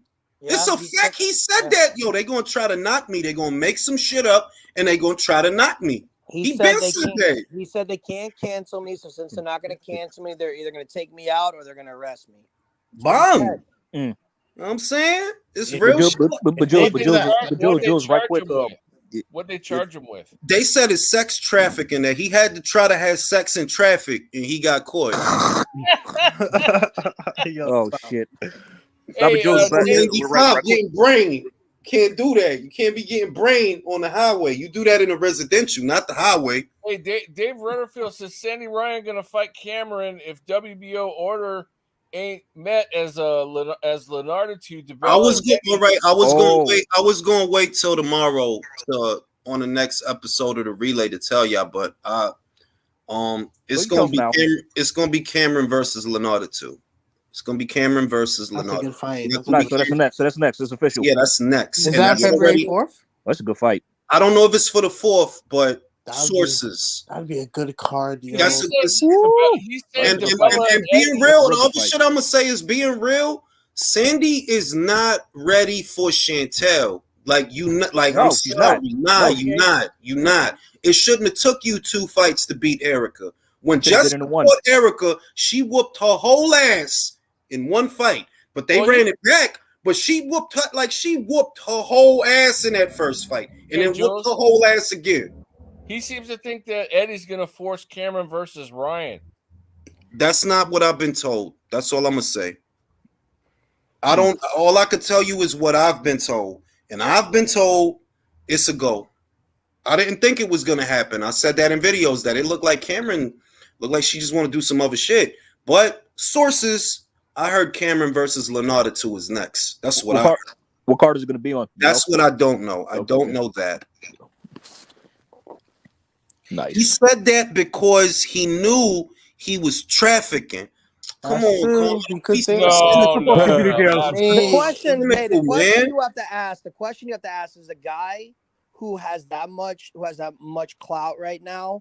You got to know that if he has that much clout and he's making that much money, you know he's going to stop that shit, even if he was doing it, because they're going to come for him. So there's no way, even if he was doing it, he'd keep doing that shit. He would stop it. Real shit. You know what I mean? Like be logical. If you were doing some grimy shit right now and you started popping, trying to make big money on for like in other words, you stop the grimy shit. You can't have sex in traffic if you a fucking social media influencer. Like all the grimy shit I'm doing, I'm not. All that got to stop because I'm in front of shit right now. People hearing me and all of that. He can't be fucking in traffic. He been saying that they were coming after him to take him down and they were going to frame him. He Free Andrew Tate. Now that's not saying that guy hasn't done some squirrely shit or some dirty shit, but he's also not stupid though. He's gonna know. Listen. He's gonna know he's gonna have to. Well, listen to Jules. Down. Brittany Renner. Yes. She bad. She bad. She's bad. No. She bad, but she not worth. I wouldn't. She's sexy as fuck. That's that toxic. That's that toxic. Yeah, she's too small. The attitude one night is too high. Material. That is one. That's the perfect one night stand material. Let me ask y'all a question. Have y'all ever dated a taller woman than somebody was taller than you? Yes. Oh, I mean, well, I tried it once. It didn't work out because I kept asking for piggyback rides. Man, yeah, you gotta fly. So yeah, that will end the relationship. Nah, I ain't gonna front. The fucking was awkward, but once I got over to the couch, that's what was. It was two things that fixed it: the couch and the bed. But it was awkward, like trying to hit it from the back. It was a little awkward because her legs. What about spooning positions? So why don't you get you don't got spooning is fine. Why didn't you get some steps? Spooning is good, but you don't got the best leverage when you spooning. You know what the best leverage you could buy? The arm of the couch. The arm of the couch. Yeah. On the couch. Jules, not that I'm trying to make anything, but Mrs. Ring IQ is not over here in this conversation, is she?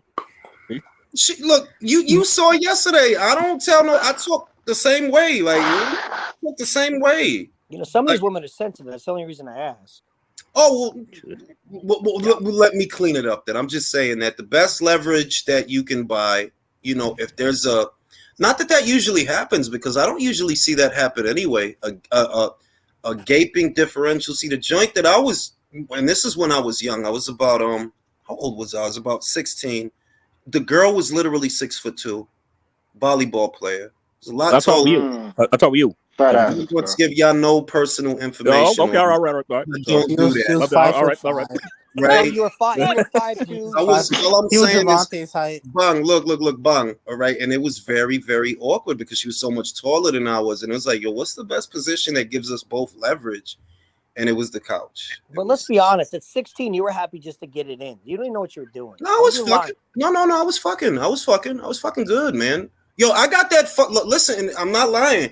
I got that fuck off of street cred. Like you can fuck because you gotta do a good job. Like, no. I swear to God, oh God. Listen, oh God. My mother was the one that put me onto that. They're like, yo, you gotta do a good job because if you don't do a good job, we're gonna travel. So when you get out there in the world and you doing your thing, if you don't want to get clowned, do a good job because girls talk, women talk. And then she hit me with that, like, and I was like, you know what? I gotta do a good job. I just can't be just nothing. Do a good job, you know, make sure she come. And that's the 10-man commandments, B. You got to make sure you do a good job because if you do a good job, other joints is going to see that, like, oh, she open. Doing that joint, yo. Like, open, like, she blushing on all that bullshit. You gotta do a good job, fellas. Do a good job. Real. Was she a cheerleader? Nah, she's a volleyball player. You know what? It's funny because like my high school was so weird. It's like the parallel was like the cheerleaders were all probably 1 to 5s, but the soccer girls were all 10s.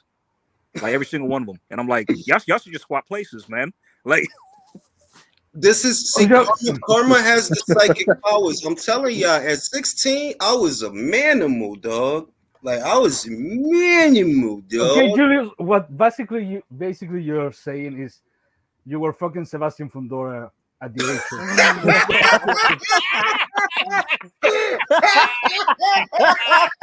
Oh, that's a bad visual, Leo. Oh shit!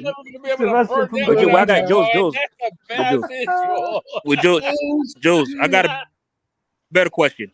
I got a better question. So 16, is that when you left to come to planet Earth? Or were you? No, I had already arrived on the planet. On the planet. And you know, at 16, and a lot of people not gonna like this about me, but I say it all the time. When I arrived on the planet, I very quickly realized that at least for me, right? For me, y'all not gonna agree with this, but for me, I learned early that at least around my area where I landed on the planet, Spanish girls are dumb. Hey, stop that. Stop that.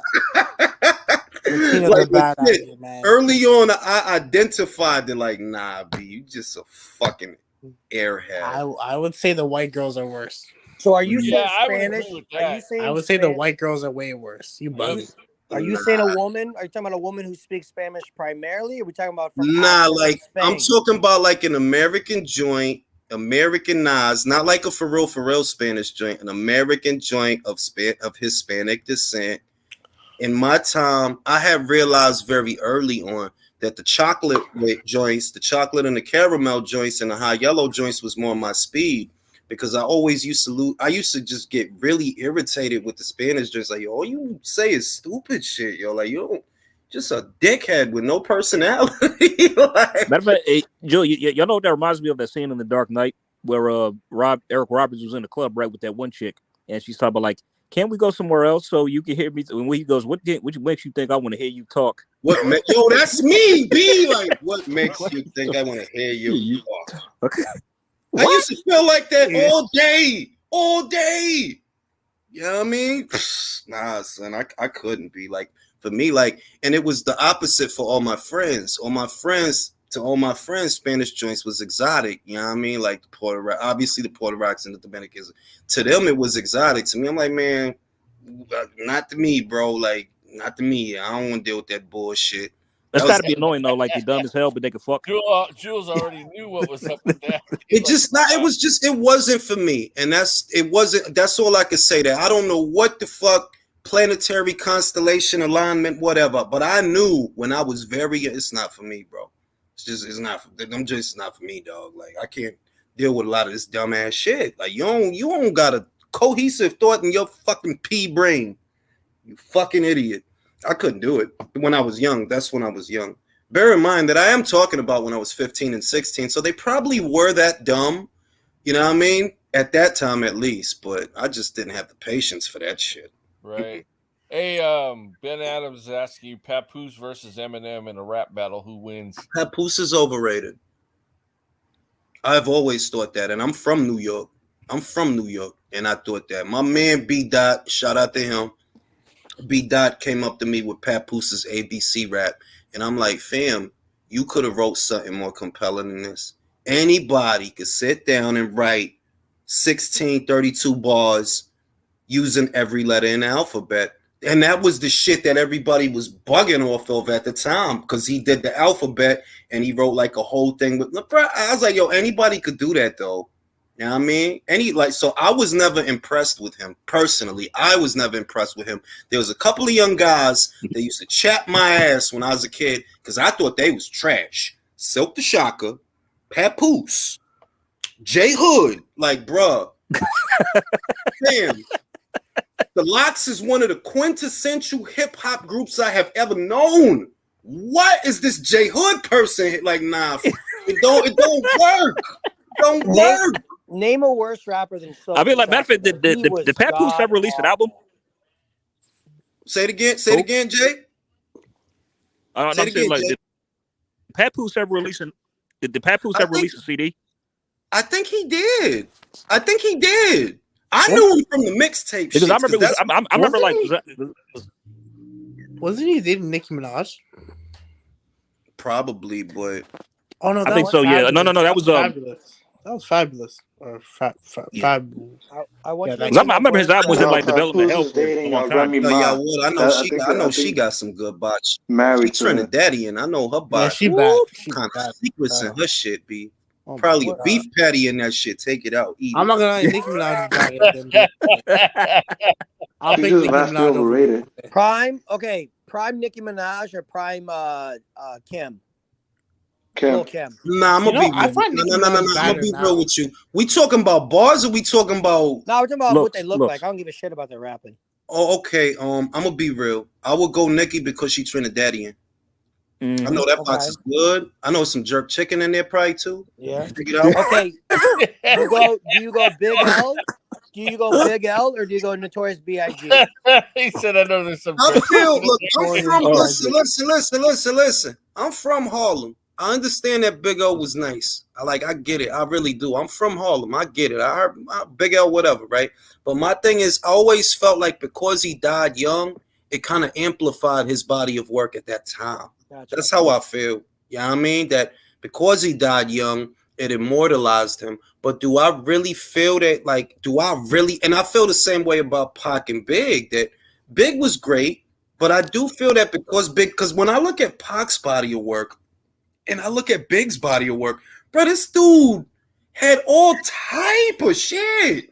And Big body of work seems so much smaller than Pac's. Well, that dude was always, Pac was always in the studio, man. That dude was always working. Well, yeah, but you know what? Pac had more of a message, though. You know, and Pac was an actual gangster, man. You guys remember what he said to the judge? I don't know. Pac wasn't. Whoa. Pac was a dude that was in a like Juilliard type of shit. Yeah, he was. Yeah. Like, and I'm with Villain on this. I'm with Villain on this. That there's questions there, but just the artistry is what I'm talking about. Just the body of work, not the other stuff, not the outside stuff, not the gang shit. Just literally the music. Yeah. I'm like, bruh, Pac has so much shit that just never got released. How can I compare Big to that? You don't like. And it's not that Big was bad, but I really feel like, yo, dog, like on some real shit, you dying really immortalized you. You know what I mean? You never had the chance to fall off. Like Edwin Valero is another example of that, or Salvador Sanchez is another example. Because you died, it's always a question there because you probably didn't get the work to your full potential. So it kind of immortalized you. And I feel that way with Big L and Big, that it's kind of like that. They're like, they were all young. They were all young when they passed. They were old. Was in their prime. They was at the height of their popularity when they died. So it's a tragedy. Those dudes never had a chance to put out a body of work nor fall off. Yeah, Karma, don't start no shit because. Let me respond to Karma real quick. Brent's got a baby. Karma. Big never came out with mad posthumous albums, bro. That Pac did. Yeah. I'm sorry. Tupac's my favorite rapper of all time. I mean, even to this day, he's still my favorite. I'm gonna say that I have a high opinion of the both of them. I don't do the top 5 thing anymore because as I got older and started like making beats and shit like that, I kind of realized you don't need to do that. When I want to hit Pac, I want to hit Pac. When I want to hit Big, I want to hit Big. When I want to hit M, I want to hit M. When I want to hit Method, I want to hit Method. Hey, Red. What's your take on Immortal Technique, bro? I heard him. I like him, but the syllable for syllable flow, I don't need that in every rhyme. And that's some of the stories he tells, though. Some of his songs. He tells good stories, but you got to diversify your content because I'm familiar with Immortal Technique. I had a couple of songs of his that I do think he's very good. But it was that a lot of what I heard was syllable for syllable for syllable for, and I don't need that every rap. I need a different flow sometimes. Like, I might want you to ride the beat, treat the beat. Sometimes the beat is real good. Use that, and I don't feel that his content was diverse enough for me. That's what I used to I got another question for you. Who on the panel, who is your favorite single person in Wu-Tang Clan? If you had to pick one, Method Man. Method Man. That's not even shit. You can rap and you can act. Bring pain hardcore to your brain. Let's go inside my astral plane. Method Man, it's either between him or RZA. I must say, honestly, I say Ghostface or I say Ray. Ghostface. You go like if it's like that, Method and Ghost, Method, Ghost, RZA, Inspector Deck. That's kind of how mine is. Let me ask y'all this. I couldn't feel like, was Capadonna ever remember or no? Yeah. Nah, but he was there though. He was there. He was like Wu-Tang adjacent, bro, and he didn't really became a member until like 10 years down the road. He was like Spider-Man of the Avengers. That you're not really an Avenger. But he's kind of like an unofficial. He's kind of like an unofficial. Like if we having a cookout, you get invited to the cookout, but you're not. Yeah. It was like Master Killer. Like Master Killer only had one verse on Chambers. It's like those dudes. Some of those dudes early on didn't really have a lot to do with those early records. They maybe only had a couple verses, maybe on a couple songs. You guys the same way. There's a lot of dudes that don't do a lot. You like Wu-Tang? My favorite East Coast group is the Locks. Nice. Which is a hard argument because they're very, very good. Yeah. Like out of all it, like I know a lot of people are big on Wu-Tang. I was more big on Method than Wu-Tang. And as far as groups go, the quintessential group of my youth was the Locks. What about Mobb Deep? Did you get down with them too? Nah, because what turned me off about Mobb Deep were my illusions as a child that these guys are really gangsters. So around my way, they had a bad reputation because they got robbed in LES. They're like, yo, all that killing shit y'all be talking about, y'all motherfuckers just be getting robbed. So because I was young, and because I was young and I really thought that like, oh yeah, all these guys is all this different shit, but y'all fake because y'all be getting robbed. I should have realized, yo, just pay attention to the music. And I gotta say, the music was wonderful, bro. Mobb Deep was a great group. Who used to make me? Habit was probably one of the best producers ever. I used to laugh at ODB, man. Like that time when he was rapping and he was collecting welfare and he got in trouble for it. Yeah, but with ODB, you know what ODB was at least to me, in my view, he was a earlier version of a Mystical in a sense that he is not your conventional rapper. He's not a conventional rapper. No. He had his own thing that he was doing that worked for him in the same way that Mystical had his own thing later on that was working for him. Because like, yo, what's wrong? Like, why he rapping wasn't one of his albums? He was just goofy. Wasn't one of his albums called N-Word Please? Oh yeah. Okay, yeah. He was very unique. Is a very good way to describe that dude. Very unique. That's yeah. But you Don Juan says, Don Juan says, did you guys ever hear Biz Markie was the original ghostwriter from back in the day? Yeah, ghostwriting, that's another thing. That ghostwriting eventually became common, whereas back in that era, it was frowned upon, bro. If you ain't write that shit, you know what I mean? And you know how good Biz Markie was, even though he didn't get the success that a lot of the guys did, is the people that always co-signed him the most are the Beastie Boys. The Beastie Boys were like, that dude was the shit. You know who I really liked from the old school back then was Rakim from Eric B. and Rakim. Rakim's on Mount Rushmore. That dude's the shit. Yeah, Rakim is one. If you're gonna go to that era, the Mount Rushmore of that era would have to be Rakim, Big Daddy Kane, motherfucking. God, what's my man name? That's how I know I'm getting old, that I forgot this man's name, man. Fuck! What's one of his songs? Fuck. How did I get this old, bro? This is one of the East dudes. Coast, West Coast. Nah, he an East Coast cat. Brooklyn cat. The Message? Nah. That was before. Old school. Oh my God, this is how old I'm getting. How could I forget this man's name? When y'all realize who I'm talking about, y'all be like, yo, you got like some dementia shit. Kool Mo D? Not Kool Mo D. You're not LL Cool J. Not LL Cool J. This is before Cool J. Curtis Blow. Not Curtis Blow. No, he was before. After Blow, after Curtis Blow, but before the LL Cool J era. It's in between there. It's Big Daddy Kane era, Rakim era. This is where this is the era. Not Slick Rick. I know Slick Rick. Eye patch. He was a conscious rapper. Damn. KRS-One. They didn't have a lot of KRS-One. Yo. KRS-One. Yeah. Yo. Yeah, Boogie Down Productions, Boogie Down bro. Productions. Was the shit, bro. That was Boogie Down Productions. They threw PM Down off the stage. Remember that shit? They did what to PM Dawn? They threw PM Down. I swear to God. Yeah, KRS-One was being a dick, bro. They showed up to the show and they throw his big old fat ass right off the stage. Basically canceled him. That's serious, man. I'm not lying. I remember what he was doing. He was like, let me ask y'all this right quick. Quick question. Who's faster between these two rappers, Twista or Crazy Bone? Twista. I think he's the Guinness Book of the World Record. Who's faster? Like fast? Like who's faster? Twista. All right, faster syllable for syllable. I say Twista because what Bone Thugs and Harmony, which I liked, it wasn't just about being fast. They would pick when they would go fast. They might ride a certain word, right? Pick when they go fast. Whereas Twista, he trying to say a whole bunch of shit real fast. You know what I mean? Right. with Bone like with Bone Thugs, man, they had a flow that was Dude, really even to unique. this day, this shit's still Yeah, so good. like when he say, and I'm gonna say everybody, and I'm gonna like Yeah. he only Yeah, saying the first yeah, part, yeah. and then ride the last part. Like it was. I like personally, I was Lady more Chan partial to in Bone. the comments, Dude, drop her the link, man.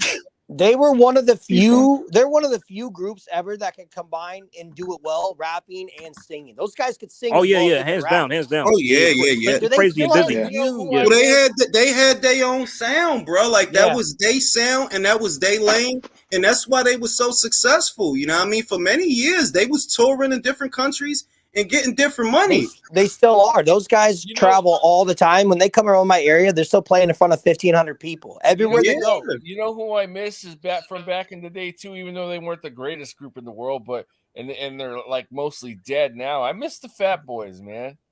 I didn't hear too much. That was before my time, man. I didn't even listen to the Fat Boys. And I still maintain that Nas is by far and wide the most overrated rapper. He really, in my five opinion, mics for them boring ass albums. He sounded came like out- he just. Nah, those were great albums. Nas, Fuck bro, you. in the studio sounded like he just woke up and smoked a blunt. That's how he was saying, like, yeah, yo. All I need is one mic. By the way, fellas, Lady Chan just said that ODB was the Emmanuel Augustus of boxing and rapping. Bro, he was like that was basically the drunken his style of rap would be like Drunken Master. Look up that Twista and Eminem side by side. I think I heard that shit. I would say legitimately Nas had one just out of the world record, and everything else was pretty mid after that, in my opinion. I'm being honest. Was that one mic? My whole life, I thought that Nas was overrated. My whole life, like from the very beginning, from like I'm talking about prime Nas. It was written, all that shit. Godson was after the Ether, so I'm gonna say it was written. I liked it when he tried to go fake commercial, because then he was interested in me. You can hate me now, but I won't. See, I Diddy in the shit, but I won't. I like the album. And Jay, sing with your yeah, man, sing about some goddamn pussy, bro. Your songs is depressing. Jules, you just touched on something crucial. Like Diddy with his dancing in his videos. That got on my nerves so fucking much. It's like if this I liked it, that shit. I couldn't stand it. Goofy. Yo, listen, when he came out with the understand you tell, I was like, man, Biggie is dead, bro. Here's the thing. Here's my problem. Here's my issue with it. Okay, so like Diddy, he wouldn't be featured in songs, right? But there he is dancing. Like just dancing. Hey, that guy was putting everybody on, man. That guy was the cash. That guy was supplying the money, so he can do what the fuck he wants. Nas is overrated because, like, to me, it's just like, bro. I'm from that era, from that area, and I'm sorry, B. I take some J motherfucking Z over some Nas any old day of the week, and Carme in Texas. I'll be casting some Jay-Z's. Listen, hey, Julius. Go ahead. Nah, I disagree with you. Nas is not overrated. I'm sorry. He's a thinkers. He's your favorite rapper's favorite rapper. Nah, Jadakiss is your favorite rapper's favorite rapper. No, he's one of them too, and Styles P. But Nas, his Nas is one of the best to ever do it. Nah, can I be real? I think Nas is overrated, and I think my man Jadakiss is underrated. That's what I think. Yeah, Jada's underrated. Yeah, but I just Jada to me, it's like even though Jada was primarily making street shit, I felt like the way that he's saying shit, everybody fuck with it. It's always a good time for some Jadakiss. I can't get up in the morning and get my juices going with no motherfucking Nas. Like, nah, fam. But if I hear some, this is the Black Mighty, I'm ready to get up and take the world by storm. I can't listen to guys talking about flying computers and depressing ass shit. Like, man, if you don't get out of here with that shit. And the takeover was better than the Ether. I am sorry, all right, but it really was, and I'm not gonna keep stressing. Well, the streets, Nas got it. Nah, I'm gonna tell you why, Lisa. Lisa, I disagree. Lisa, you gonna remember when the takeover came out? It was hot outside. It was summer, right? Nas, it took him months to come back with the ether. And between the ether and that shit, he had released some weak shit. It was another song that he released before the ether that it was like, yo, this is your response. This shit is haraka, bro. And it's by the time the ether came out, it was fucking cold outside. We was all wearing bubbles. So it was the suspense. I disagree. Listen, I was there, bro. 01, listen, we had an extended summer, bro. December was hot. And that's when Stillmatic dropped. December 10th. Stillmatic. I remember that whole thing. I was working a gig. And every Friday I would go chill with my mans and them. And I got to my man's crib, like, yo, the ether came out. And I remember that I'm like, the ether, what you talking about? It's like, yo, Nas responded to Jay. I'm like, yo, fam, it's cold out. Like, because that's fuck it is. Yo, because Takeover came out in the middle of the summer. I remember it was hot. I was outside. Okay, yeah, it did. It did drop on the radio in the summer, I think. But I remember the album. That shit came out when the towers fell down. Bang. Blueprint. And ether, it took fucking months for the ether to come out, and I'm like, bro, you know why everybody bugging? Because they've been waiting for you to reply, and you finally did. You know, on some showmanship type shit. But really, I like the Takeover beat better. I like the bars better. I know you miss it, Nas. The fame, but along with celebrity comes about 70 shots to your brain. You were lame. Use the fag model for Carl Kanai Esco ads. Went from Nasty Nas to Esco's trash. Had a spark when you started, but now you just I'm sorry. I'm sorry. I just disagree, bro. I'm sorry. Credit to Kanye for doing that. You know, because he brought the Doors. You know, because of him, I knew who the Doors was because I know that beat. But you know, Ether to me. That has his reference. That's his own reference. Like, yo, when you fucking take somebody down online, whatever, you talk shit about them, they say you ethered them. They don't say you took over them. You say you ethered them. All right. Look, I know I'm in the minority. I know I'm in the minority. It's okay. Everybody got their, opinion. Yeah. They don't say it. I know I'm in the minority, but I'm just like Nas. You couldn't sell, and I tried. I have Nas albums from when they came out, but I'm like this guy. Like, I just can't. Like, nah. I would say if I had to do a top 5. He'll probably be 6 if I had to do top 5 because I got to put my man Beanie Siegel Desert Eagle in there. I got to put Jada in there. I got to put Pocket Big in there. And I feel like Jay to me showed more longevity and consistency and diversity than Nas. Like Jay, who's done more albums since 2017 though. You don't fuck with Jay, Lisa. I never said I didn't like Jay, but I'm the type of person that I like to learn. So when I listen to Nas and KRS-One, they elevate. I like more of a conscious rapper. So can I say this? You probably like Kendrick, right? I could say that. I like him too. Yeah. And see, I'm gonna say that my brain, and I'm saying it. My brain is slutty.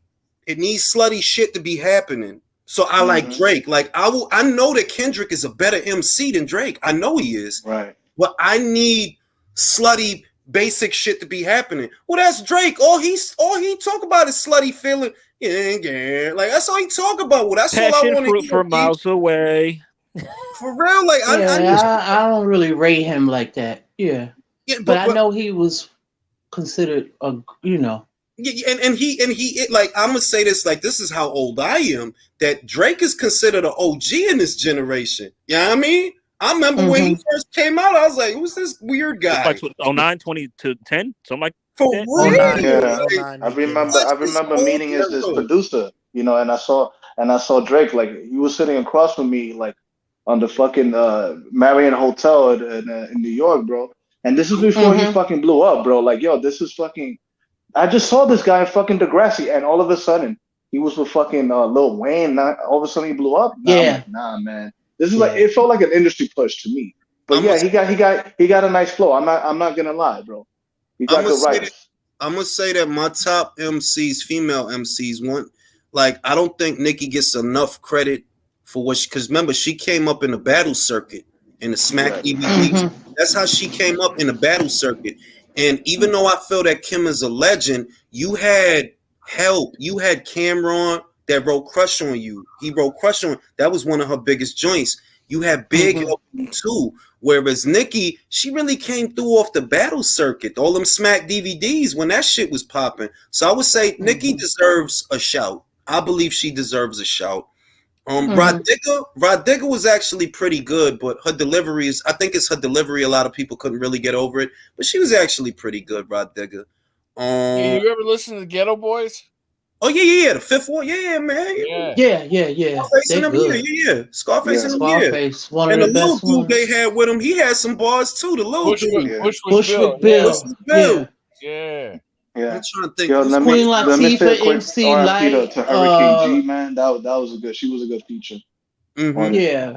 I think the worst female MC was Emil. Out of all the MCs that didn't need a record deal, Emil was the one that like y'all should have just let her make the coffee, bro.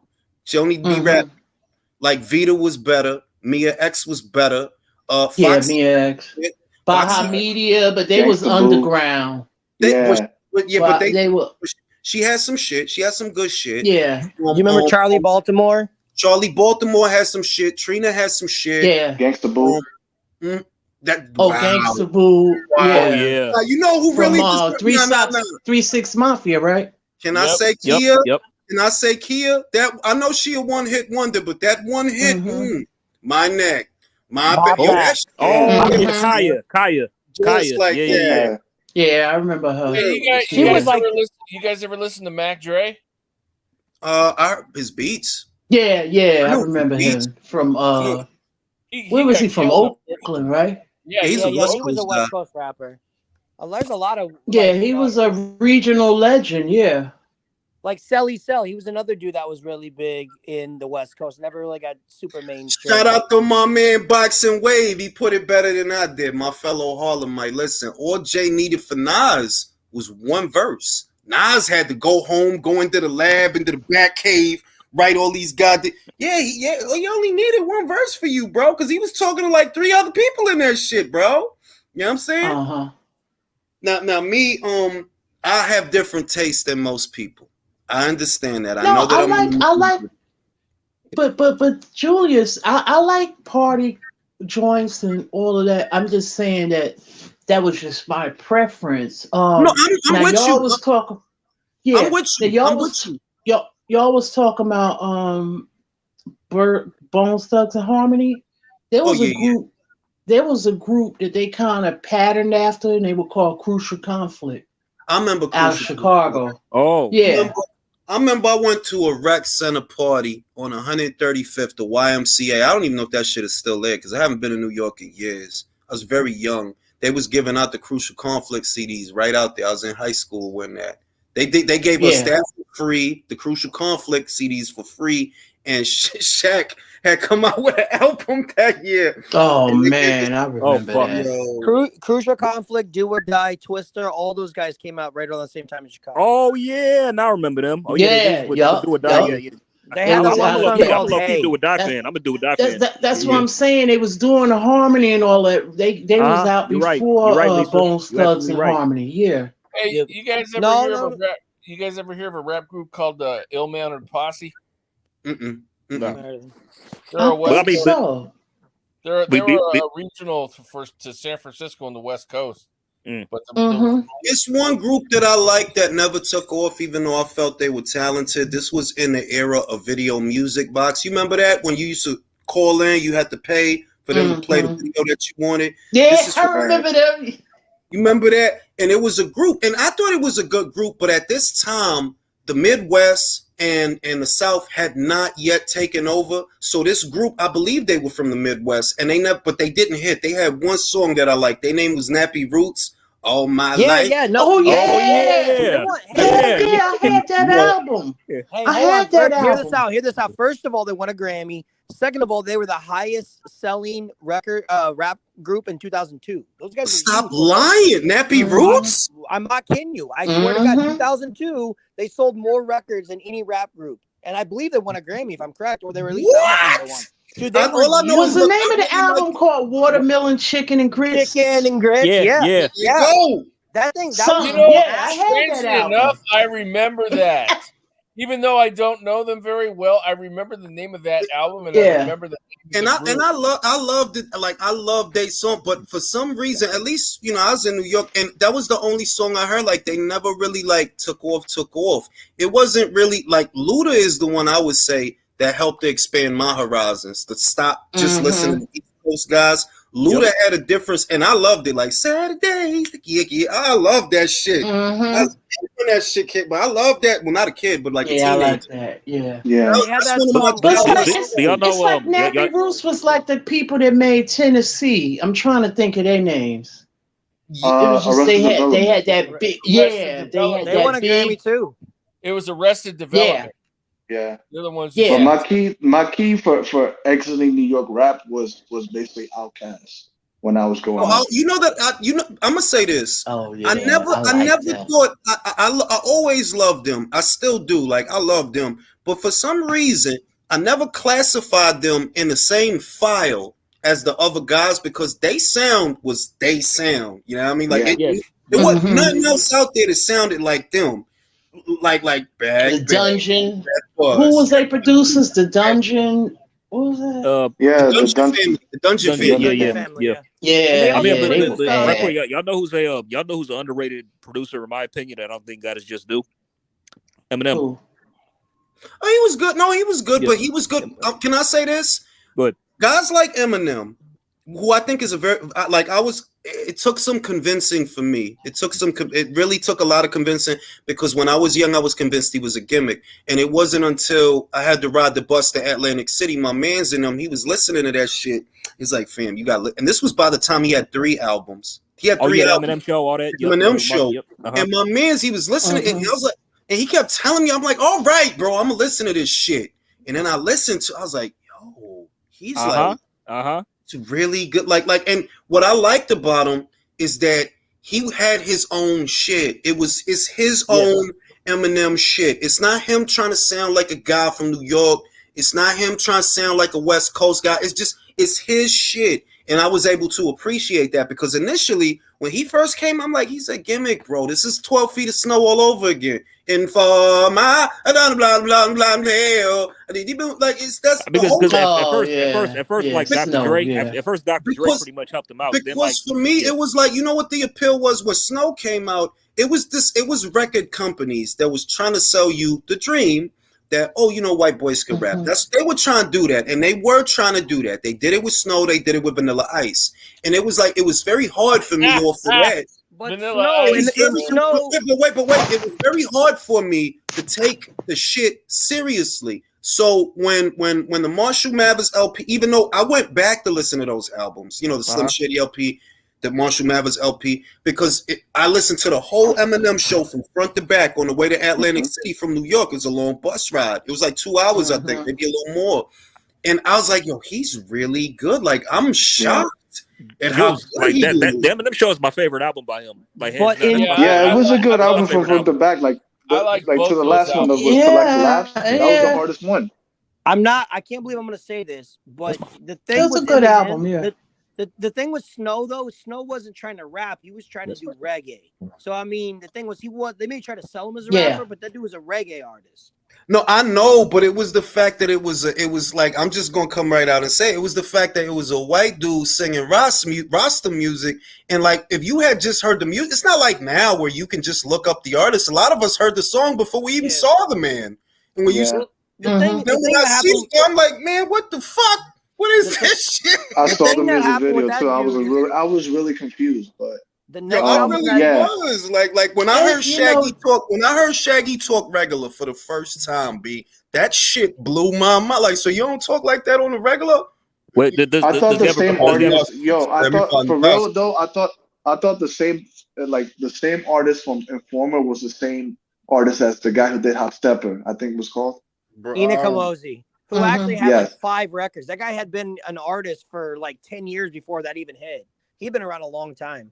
And the thing with Snow, is that first album they put out was super commercial, but the next album he did really, really well actually in the Jamaican music circle, because that dude was always he's really, really, really well liked and loved in Jamaica. I mean, he's Canadian, right? Yeah, but I mean, he's never been fake. He's always been an artist. But see, that's this. Can I say this? I was ignorant.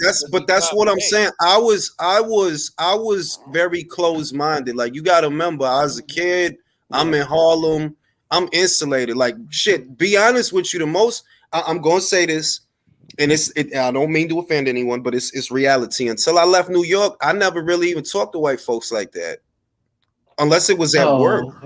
I'm not even like, honest to God, like that's because that's just the way that it was. It wasn't until I got out of New York that I was like, oh, I mean, yeah, people, it's nice. People are nice, yada, yada, yada. I was very insulated as a child because all I knew was my block and where all I knew. Like, I didn't know nothing beyond that. Like, no experiences like that. And then I got acquainted with Irish when I got into the working scene. It's a lot of Irish in New York. And I was like, as far as I knew, the only white folks that I knew was Irish or Italian. That's the only ones I knew, Irish or Italian. But other than that, I really didn't know very many.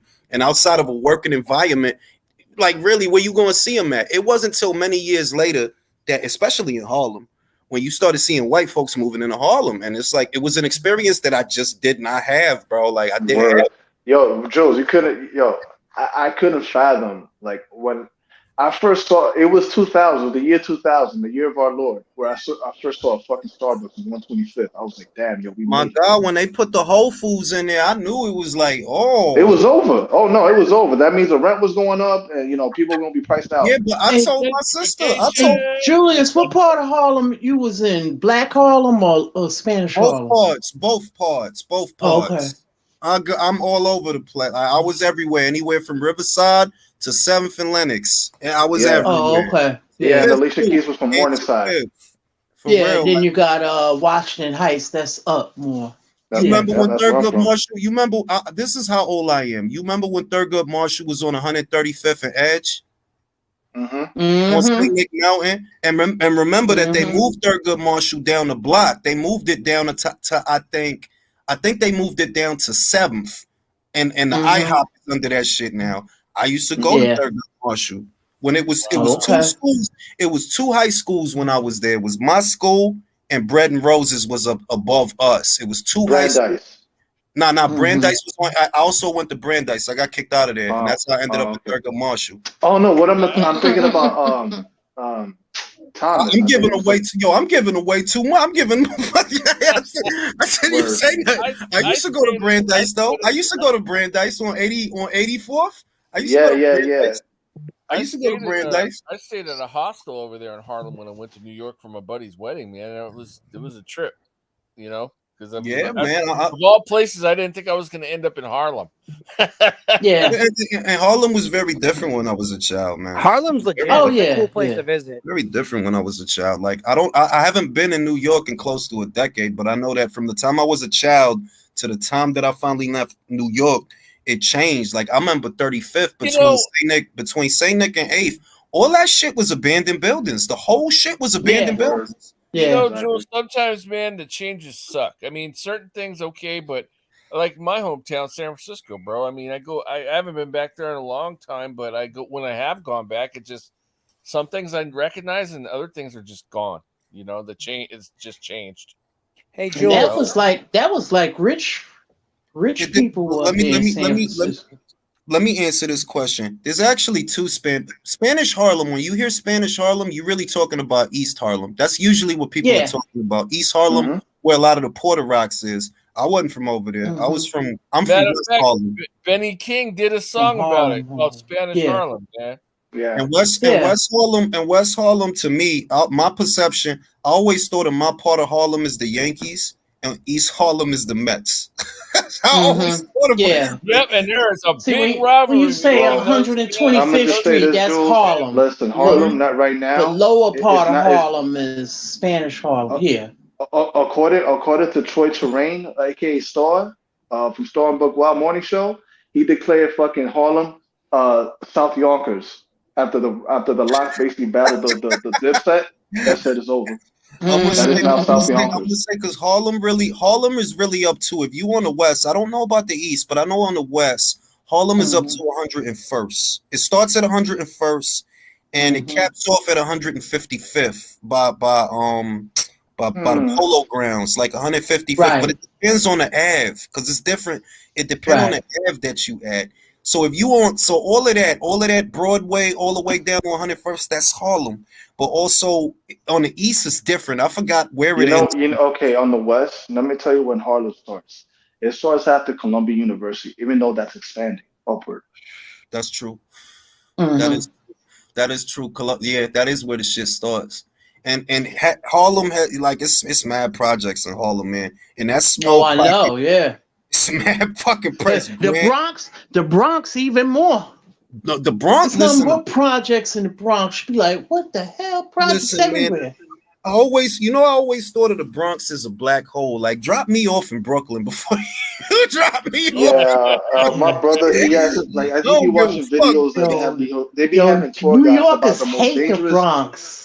Yo, listen, they have my brother be watching videos about like some hood tour guide about the most dangerous fucking NYCHA buildings, and most of them are in the Bronx. Yo, the joints is so aggressive. Like when I had first moved to the Bronx, I was young, and there was a joint in the building. She liked me or whatever. It was a Puerto Rican joint, but she was just mad aggressive. Be like it was like the fuck, yo, like all them Bronx Yeah, me a project chick. Hostile, yo. Hey, Julius. One time I was going over to the Bronx with a friend of mine. Right, he was from over there for Thanksgiving. Right, we were on the train. I can't remember if it was the 4 or the 2, one of them trains. Right, so we getting off the train. Right, you know how you be underground, and then it comes up. Right, and then it comes up, and I see projects everywhere. I think it was over there by what's some project? I think it was over there by Forest Projects. That got to be the somewhere. Train. That gotta be the train. Yeah, it was in that area, right? So I'm like, yo, your sister live in the projects? He was like, oh, no, you didn't, or whatever. Why are you saying like that? I was like, look, I don't have a problem with your sister living in the projects. I just want to know if the elevator worked. Because I'm not getting on no MFing roof to cross to get on another roof. That's all I wanted to know. For real, like the other shit was that the staircase in the it don't matter who projects you talking about, B. That shit was a whole planet unto itself, B. The staircase in any jets, it's all type of shit going on. This shit getting sold, it's people fucking, it's people cracking Dutches, it's all type of shit going on. And all I remember is I did not really like the Bronx. I didn't like the vibe. I liked the Queens a little bit. I lived in Queens a little bit in the part where the houses was at. I was over there for a little while. I liked the Jersey. I lived in Elizabeth. I lived in Newark. I lived in Toms River. And I liked the Jersey. And the girls was easy, so I really liked the Jersey. And because I always had the new guy vibe when I get there. And I used to wear mousse in my hair. I was fly. Like I'd leather jacket with the mousse in the hair, comb back. You know what I'm saying? Style and being a new guy, getting new booty. And I liked the Jersey. I liked the Queens. I liked it Brooklyn, even though I wasn't there very long. But I liked it Brooklyn. Yeah, I did not like. Yeah, I did not like the concourse. I didn't like none of that. My mans and them always want to go bowling on 161st. I'm like, boy, every time we come over here, it just feel weird, B. You gonna end up getting in a fight over here, B. Let's just stay on the block. Nah, man, I want to bowl. I'm tired of looking at. I'm like, go to that shit, man. I used to be on edge over this, and I used to smoke in those days, so I was real paranoid. By the way, question. Yeah, South Bronx used to be bad. Oh, that's go ahead. By the way, quick question. Quick question. Change of pace here. Has anybody seen Violent Night? Nah, I ain't seen it yet. I heard about it, but I ain't seen it yet. I remember Latin Quarters, Eddie. I remember Latin Quarters, and I remember when they. Oh boy! I remember Latin Quarters. Damn. I remember Exit. I remember Webster Hall. I don't even know if Webster Hall is still open. open. Webster Hall. I remember that place. Yeah. Webster Hall down on 14th Street. Yeah, Julius. What was the name of that club in New York where they had the sliding board? Was that Club USA? It was these was get, when I was it was a sliding board, and you get up on it and slide into the dance floor. Look, these was the clubs to go to when I was young. Latin Quarters was one of them, but I think the shit I remember it got shut down before I left the city. It got shut down years before I left the city. Club Exit, and Webster Hall. Those was the joints to go to. That at least I would. Oh, okay, yeah. See, I was more to. underground than you. I was strictly underground. And I remember it was a good lounge by Fairway on it came out later on though. I think it's called the Dinosaur. Like they serve ribs and food, but it's loud music though. George, you remember Jimmy's Bronx Cafe? I remember that. Yeah. I remember that place. Yeah. Julius, you don't remember Club USA? It sounds familiar, but it couldn't have been a club that I went to. It couldn't have been. That name sound familiar, but I don't think I ever went there. Yeah, Webster Hall. What was the other one where they started it over there where the prostitutes used to be at? You talking about? And they started. You talking about Hunts Point? No. I'm talking about. They made it into like a hip hop. The Palladium, was it the Palladium? Yeah, the Palladium. Yeah. They started all hip hop artists. Yeah.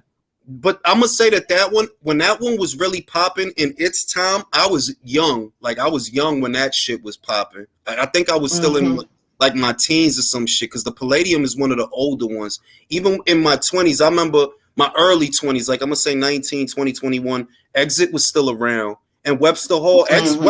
To my knowledge, Webster Hall never closed. Cause to my knowledge, it's still around. Well, they had like a lot of different floors. Yeah, Webster Hall. It did, but like it closed down temporarily. But like they brought it back. And what's another one? Like my shit that I like was Sin City. That's the only time I liked going to the Bronx was to Sin City because of the titties. They had a good titty bar there. That was like the best titty bar in proximity of Harlem, because I wasn't gonna go to them downtown. They had some good titty bars downtown Manhattan, but you can only imagine what the fuck. I mean, there's a titty bar around my way, but I never been to. Yeah, like Sin City was the go to. Like, hey, you just want to go see some titties? Yeah, fuck it, why not? Was Harlem's Paradise in Harlem? I don't know Harlem's Paradise. Oh, you know that nightclub in Luke Cage? I don't know. Harlem was never known for their nightclub. Oh shit! Nah, but PJ's is PJ still there on 7th? I think it was a lounge there. It was a nice lounge. It's PJ's. It was up there in the 40s, in the 140s, and it was on 7th. It was a good lounge. I mean, maybe, yeah. I mean, and there's another lounge in the 120s. I believe it's on St. Nick. Obviously, I don't know if it's still there. I haven't been there in close to a decade. But there was another good lounge because I started going to lounges right around the time I left, like them years leading up to me leaving the city. I stopped the club shit is like, the lounges was my shit. I liked the lounges because you could still do all the same club shit, but it was more calm and the crowd wasn't as big. You talking about the after hour joints. You talking about the after hour joints there on the side. Yeah, the after there's hour more drinks joints. and food. Yeah, it was better. Like I stopped going to IHOP because it's like, bro, like it was a fight about the last. That's what I'm like, bro. It's late. I'm drunk. I'm hungry. I don't want to be in this world. I'm like, and it was always some shit happening that like I'm old, bro. I don't want to do that shit. Yeah. You know what I mean? See, I that's never pretty much a microcosm of what I hear people talk about Waffle House. Like, you know what I mean? Oh, okay. Yeah, see, but I know if I'm drunk off my ass, I don't care if it's a fight breaking out. I want to eat. Yeah. Right. See, I never hung in the hip hop circles. I partied with the underground club scene. I must say, like, there was a diner. I don't know if it's still there. It's on 161st, and it's exactly what Virtuoso described. You know, obviously where they're bowling, and me, 5 of my guys, we there, we bowling, we hungry. Yo, what's around here? It's a diner. Bang, we go to the diner. Whole shit start up, and the shit start up by the door. And I was always very conscious of where I am. Like, see if this decide to shoot this shit up. Look at where we are, bro. We can't even get out. I never liked this shit like that. Motherfuckers is going. It's the Bronx, bro. Like a bullet ain't never far away. We in the Bronx. Motherfuckers, it's a whole group of guys start getting it on, and they getting it on by the door. that you go into the diner. Like, see, and if he come back and shoot this whole shit up, I ain't gonna get to finish these fucking eggs, Bill. Fuck it. Fuck it. Yeah, that's why I didn't like to hang around in the hip hop circles, because I was like, I just wanted to. A lot of times I partied with, like it could have been celebrities or whoever, but we went for the music. You know what I'm saying? Right. And just to party and Yeah, and dance, after a while, smoke a little something, drink a little something. That's the vibe I had. That's the vibe I had after a while. Like I started going to Caroline's, the comedy club. Yeah. Caroline's. I like to tell you, Jules, that unfortunately that club is also shutting down. Caroline's is shutting down too. Yeah. At the end of the year. Started going. Yep. Hey, Jules, Julius, what was the name of that restaurant in Manhattan where they used to where they used to be on roller skates and I know what you're talking about. Oh my! I know. And they used to, and everybody eat out the same bowl. I know you know what I'm talking about. I know that's an old school joint. Yeah, I know. Go there. I can't fucking think of the name of it. Yeah, like I know what you're talking about though, because I always wanted to go there, but I was very young. I know what you're talking about. Now I'm gonna say, unless they closed, the restaurant that I would recommend to anybody who's in Manhattan is Carmine's. Carmine's is Italian food, and for the price and the portion size, at least when I was there, nothing beats that shit. You got mad food. Oh yeah. So it's kind of like Mr. Chow's. Yeah, like you got mad, like you get mad food for not a lot of money. Yo, you know what's funny? I think they are still open because I remember reading that Teofimo ate at Carmine's before the Cambosos fight. I remember reading. Yeah, so I think they are still open. I think they are still open. No, they are. Wait, question. Did so is Teo that say fucking the restaurant bubblegum shrimp and the fucking hot guy. Trust me, Teo I worked in that building. Try to set him up, or huh? Did Teofimo try to say the restaurant set him up for the bill? Probably shit. Probably. Yeah, I remember reading that he actually ate at Carmine's. He actually ate at Carmine's right before that fight. So that's how I know that they still open. And I recommend that one because it's like it's a family feel. Like me and the missus, we used to go to BBQs on 23rd in Chelsea, but it was always too fucking loud, bro. Like I can't even hear nothing. She liked it, that shit. I'm like, bro, I can't hear nothing in here, dude. Like the food I can't hear nothing, man. Shit. My go-tos, there was a cafe. There was also a cafe in Chelsea called Venus. I'm pretty sure they're not there anymore, but it was a cafe called Venus. It was a good cafe because, like I said, when I got older, I started going to nice, chill spots. They chill. Not loud. I wonder if Peter Luger's is still open. They was expensive. Yeah, they're still around. Steak. Oh, okay. The Shark Bar on 7. It was just off 72nd, and I think it was 72nd and Columbus. They served soul food. Yes, it was expensive, but it was worth it. Yeah. And it was like a hole in the wall. Like it was very narrow the way it is. And you go upstairs, and it was just very narrow. But the food, oh my! Yeah, man, that's those hole in the wall joints, man. The food is on point with them shits, man. Yeah, they really You ever ate at Sylvia's? I heard of Sylvia's, but I never ate there. I heard of Sylvia's long time ago. Yeah. You told my Sylvia that branched out and she started making soul food. Like I heard of. She got her own brand of brown sauce. Legit, like she had but legit, she had her own brand and everything. I remember Sylvia because I remember I used to see the cans in the store, but I never ate at the restaurant. Yeah. And you know what's weird? I never ate at Jimbo's. I never ate. I lived in New York most of my life. I never ate at Jimbo's. Wow. Legit, yeah, bro. Shout out to all the Mexicans working at Jimbo's, bro. They make some good burgers. I've been to City Island. I ate at Tito Puente's. That's how I found out you don't need to eat shrimp, bro. Oh, Tito. I love Tito. Yeah, I remember Tito. City Island, like I used to go to City Island. Yeah, I don't like best my seafood. Bang, and that's how I found that. Like I knew that I was allergic to shrimp because I would itch, but I kept tempting. Yeah. Shit! Are you allergic to shrimp, Jules? Yeah, and I just kept going. I kept going. And one day, they I'm with the family. Mom's like, yo, you sure you can eat a lobster? Like them shrimp be having you bugging out. I'm like, man, I don't give a shit. Eat that shit. When I got home, what happened? Start breaking out knives and shit. Bro, I almost died. My throat closed, and I had to get so you allergic to you allergic to shellfish?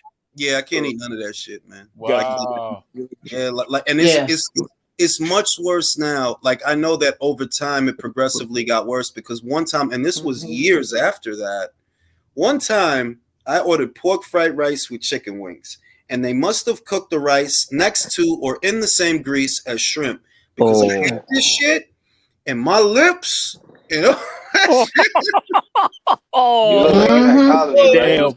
Well, like Jay-Z lips, Jules, it's trippy that you talk about that reaction because I got a buddy who's allergic to nuts, and he has the same reaction. His throat closes and everything. Yeah, it's a histamine reaction, and she it was literally like something out of a comedy. It was like that scene in Hitch. She's like, "Yo, why are your lips getting bigger? Like, what are you putting?" Who punched you? Jules, you got a EpiPen? Not because I don't be around. Like, I can't even smell shrimp, so I don't have an EpiPen. I don't have that. But my go-to in the event that I start feeling sick as a result of that is Benadryl. That's what I go to. Okay. That's what I got. Yeah. Like this instance that I'm talking about, I had to run downstairs and get Benadryl. Yeah, and my shit was puffy as shit. I could feel my shit closing. I'm like, oh my God. I had to get the little asthma joint just to get some air in there. Like, I'm gonna go downstairs, I'm gonna get Benadryl. Because you know, back home, a Rite Aid and a Dwayne Reed are never far away. If it ain't one of them shits. Nope. If it is, but they be right there. So I went right there. I'm gonna get the shit and take the shit, and I'm good. But I'm like really allergic to that shit. Like that's my kryptonite. Just throw a shrimp at me. Yeah. That's funny, man. I can't be around. I can't even smell that shit, man. I can't smell that shit. I can't eat paella. I can't eat shrimp. Can't eat lobster. I can eat salmon though, which is not a shellfish. That's the only seafood that I eat is salmon. Because salmon is like, bro, it's just the best. It's so good. No catfish. Yeah. No catfish. I never had catfish, and I don't know if I should gamble. You see what I mean? I know I can eat whitey. I don't have a taste for whitey. When I want fish, I go straight to salmon. But I don't actually know if I can eat catfish. I don't know if I can eat that. I should be able to because it's not a shellfish. But I don't know. No, it's not. No, it's not. It's not a shellfish. Yeah, like it's so. In theory, I should be able to eat it, but I don't know, bro. I don't want to chance that shit. Salmon's hella good, depending upon how it's made. Oh my God, is it though? Is it salmon? You can make it so many different ways. And the thing is, I'm not big on seafood, but salmon and tilapia, those. Yes. I went to this Peruvian restaurant one time, and they had a salmon dish. I had, and oh my God, it was heaven. Bro, salmon is so low maintenance. The right amount of salt, like just regular salmon dish without like an extra. Just a pinch of salt, a little bit of lemon juice. You cook that shit right. It's good by itself. Bro, I eat it plain most of the time. I don't even put no shit on it half the time.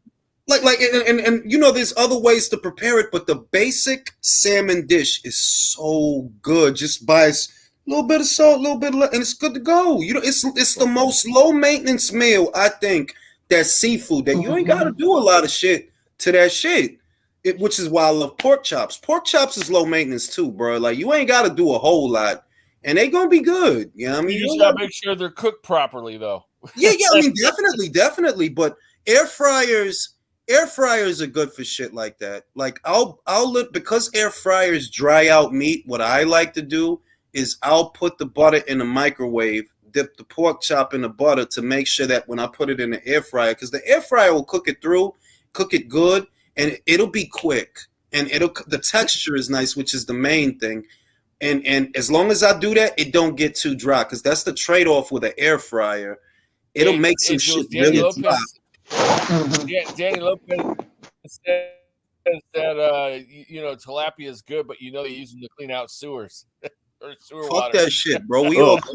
Fuck that shit, bro. We all gonna die. Fuck it. You know what I mean? Fucking just like the method they use to melt the butter. That's actually I put butter on my pancakes. Yep. Instead of spreading it all the way, let me just melt that shit. Pour it on there. You know what I mean? Yeah, because my shit is, I don't put a lot of shit on my pork chops because pork chops don't really need a lot of shit. A little bit of salt, a little bit of oregano, maybe a pinch of garlic. You know what I mean? It don't need a lot. You know what I mean? Like really though. And what I do with the butter is I'll take the lemon juice. You know the squeezy lemon juice? When I melt it, I'll put it in it. I'll stir it. I'll take the pork chop, put the shit in it, put a little bit of oregano because it doesn't take a lot. Pork tastes good, man. You don't need it. Man. See what y'all did? Now I'm fucking starving, man. You know what else was really good, but they stopped serving it because they're endangered? Was Chilean sea bass. Oh, really? That's why I don't hear about that no more? I like sea bass. Yeah. I saw Chan mentioned it, and then you just mentioned it. Too much, it's man. so good. Yeah, because I remember it was a time where that was all I was like Chilean sea bass, but I didn't eat the shit, but I kept hearing about it. Like, this shit is good. I'm like, bro, I just eat salmon. I know a lady that she goes fishing, and she used to bring it back and cook it and invite us over. Fancy. And and then she would rub it down in a mango sauce, and it was just so. Like everybody, like oh boy, fresh caught fish tastes so different. I know what's going to happen tomorrow. I'm gonna listen back to this, and I'm gonna end up going to Walmart and buying all the expensive shit. Get some yellowtail. You gotta get it fresh caught. I've been hearing that too. Like, what the hell? Who the hell eats yellowtail? I like a nice prime rib though too with horseradish and sour cream. When I go out now, I do treat myself to the one thing that I don't cook. Like none of us really cook it, and that's steak. Oh my god, nothing beats a good steak, bro. I don't care. Like, all right, salmon is pretty fucking close, but it because it's that good, bro. Like it's that good, but a good medium rare steak. Whoa. Oh yeah, go to like Ruth Chris Steakhouse or one of them high Lugers. I can't eat it rare. It's so nice. So the reason I started eating it rare is because of the texture, and that's the main the texture. That when you eat it well done, it's a little bit tougher, and you want to taste the shit. Like you want to taste everything. Like it's not like a bloody mess. It's just a little bit pink in the middle, but it's oh my god, it's so good. Like I'm gonna say this. Fridays might be a chain. No, Outback. Outback might be a chain restaurant, but they make a good steak. Oh, yes, they do. Steak. And I love having their Yeah. You ever try? I like that onion. Yeah, the onion, flaming onion. Yeah. That is so good. Outback, I didn't really like chain restaurants in general. I kind of got them under here. Like, it's not that it's not good. It's good. But I'm used to real restaurants. So when I went to that Outback and I ate that, I'm like, yo, this is from the Outback. Like, this is good. Like, the only steak I had that's fucking with that one, it's another chain spot out here called, I think it's Cheddar's. Cheddar's is some shit. Yeah. They serve. Shout out to that Twitter account, Barbecue and Boxing. That dude be cooking up a storm, bro, all the fucking time. I wish you guys. Oh wow! I wish some of you guys were on back in San Francisco back in the day. There were like some local steakhouses. One was on 5th and Powell called Tad's, and I think it's still there. And we have one in my Tad's Steaks. Yeah, I remember. In my neighborhood. Tad's, bro. From that was on 34th. You talking about Tad's that make the gyros? You get the special, man. You get the special. I bet you they still open. It was a New York steak, garlic bread, and a drink and salad for like $10. I used to go there and get that all the time. Yeah, that's a damn good deal. I never had that. Damn. Yeah, dude. Back in the day, man, it was great, and I love garlic bread too. On top of it, so I was in heaven. Yo, country. You ever tried Escape from New York Pizza on Hay Street? Hell yeah. Yeah, they make pretty good pizza. I had the pesto pizza. Wow, pesto, the green shit? I used to eat there all the time, man. There, I know a lot of pizza places in San Francisco, man. There was one. Unfortunately, the owner died. It was Bravo's. I even had my own Bravo Gold card. Let me say this. It was one thing in New York, at least my whole time in New York, that was like a fixture, but I always thought the shit was disgusting. And that was Gray's Papaya on 72nd. That shit was trash, bro. That was a nasty ass fucking. You know, Nah, that's fucking that shit- hangover. Listen, hot dog and the drinks, that's just hangover food, bro. For real, That's it another was, spot you gotta go when you're fucking drunk as shit. For real, But and they ain't had no the one sense in that fixture, shit. when you talk about fixtures, bro, famous original Ray's, bro, and then there's Ray's pizza. Yeah. And then for every Ray's you ever saw a caridad in the Oh, caridad with the Cuban sandwiches. Chill, son. Got like there was a Cuban sandwiches. That's my heart, B. My heart. Yeah. Not. I swear to God, it's certain food. I swear to God, God must have made it himself. Nothing beats nothing, bro. Cuban sandwich with the flat ass bread when it's all mashed together with all that shit. Oh my God, garlic. I love the espresso con leche. Ham, Swiss espresso con leche is the best with the froth milk. That big machine they have. Let me ask y'all this: what's your favorite breakfast? What's your favorite breakfast food? Mine, honestly, cheese, eggs. There has to be eggs. There has to be cheese. It could be grits or it could be waffles. Grits and waffles is interchangeable to me. I'm not a pancake guy. I actually don't like pancakes that much. Grits or waffles. I for like me. all of it, but I like a good omelet, man. A good healthy omelet with a lot of So AJ, there's a Dominican dish, a breakfast dish. It's called Three Bruises. Tres golpes. Which is basically fried salami, sunny side up egg, and fried cheese served with Oh, that sounds good as fuck, man. Mashed plantain. Mango. Now, can I tell y'all what's good as fuck? Whoever had chicken fried steak? Dude, it's the best. Oh, I have many. I haven't had a long time ago. You gotta have that's white been a long gravy. time. You gotta have I think I've had white country gravy. fried steak, but I never gravy. had chicken fried steak. I have. I've had a number of different times. Mashed potatoes and white gravy all over it. You gotta have that. It's perfect. And it's gotta have and the peppers and you gotta have pepper in the gravy. Just like okay, I got a question for you. I'm gonna switch gears on you here a little bit, but I got a question for you guys. Have any of you guys ever had Mongolian beef chow mein? Nah.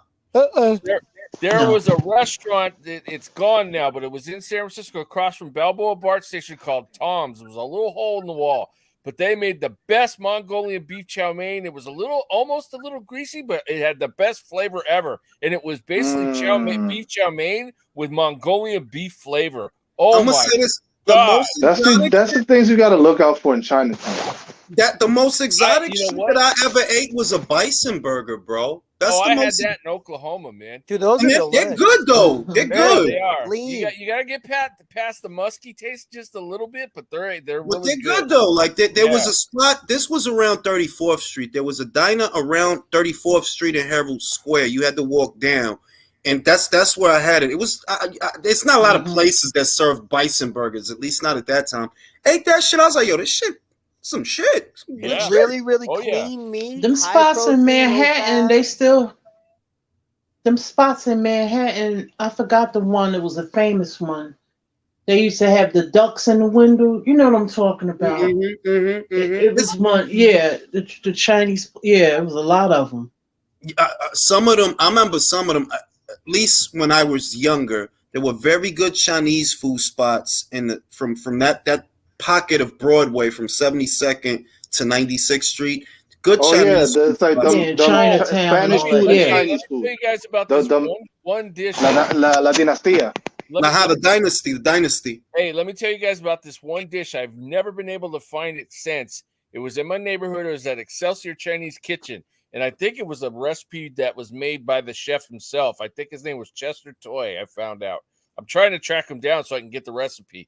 It was called wonton with beef and gravy. And what it is was a bunch of wontons like in the soup, but they had like dumplings, right? And he tossed them in with like strips of beef, bok choy, and like a brown gravy sauce to them. Oh my God, it was one of the best ever. And after they went out of business, I've never found it again, ever. I'm gonna tell you what, country. This is my problem, right? So I spent like $42 on Panda Express today for the family. Oh, I'm sorry. Right? No. Peep the shit. The problem is not that. Like, that ain't shit. Like, that's regular. The problem now is I have to stop myself after I get off this live from eating all that shit. Because I'm fucking hungry, bro. I'm fucking hungry now. And I already ate. And I'm like, damn, I bought it. I bought it because I don't feel like cooking. None of us feel like cooking today or tomorrow. Because, you don't feel like cooking. But now I'm like, man, something got to happen here, man. Something got to give. You know what else I like too is good Cuban food, a good Cuban restaurant, man. Well, I miss Dominican food because where I am, it's very hard to find.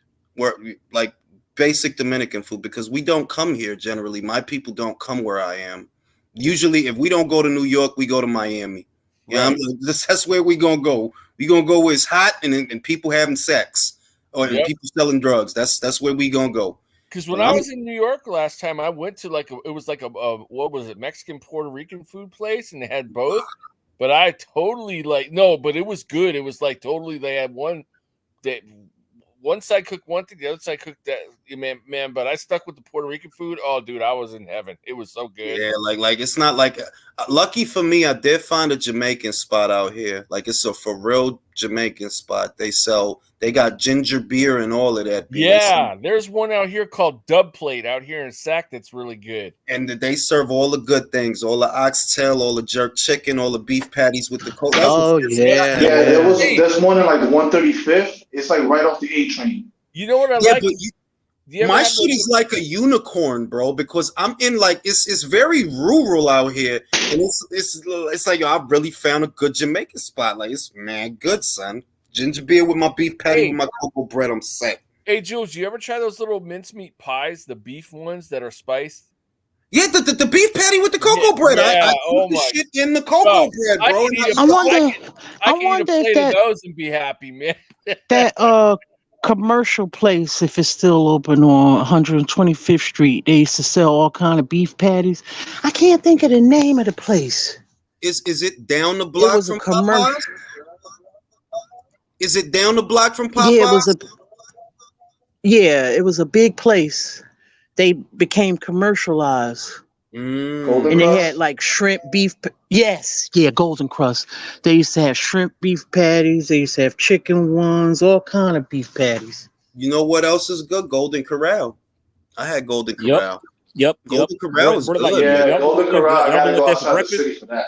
Yeah, y'all ever went there for bread? They cooked me an omelet right in front of me. I had like two of them shits. Like literally right in front. They cooked me a live omelet, like right there at the. I'll tell you one thing. Golden Corral. Wait. Golden Corral and Sakura. It's a Japanese steakhouse. These steakhouses out here called Sakura. They put eggs in the rice, bro. That shit is so good. You know what else is good? Hey, have you ever had birria? Barbecue goat's meat? It's a Mexican dish. Oh my god, that is so good. Really? Yeah, it's called birria. If it's anything like a gyro, I'll eat it. I love a gyro. Jules, can you change this to food talks? You know what? I need to get off this because I'm getting hungry and something got to give, ladies and gentlemen. I'm starving. I gotta eat something. Food I'm starving. Look what we done did. We made everybody hungry. Peace. Hungry. Made everybody hungry.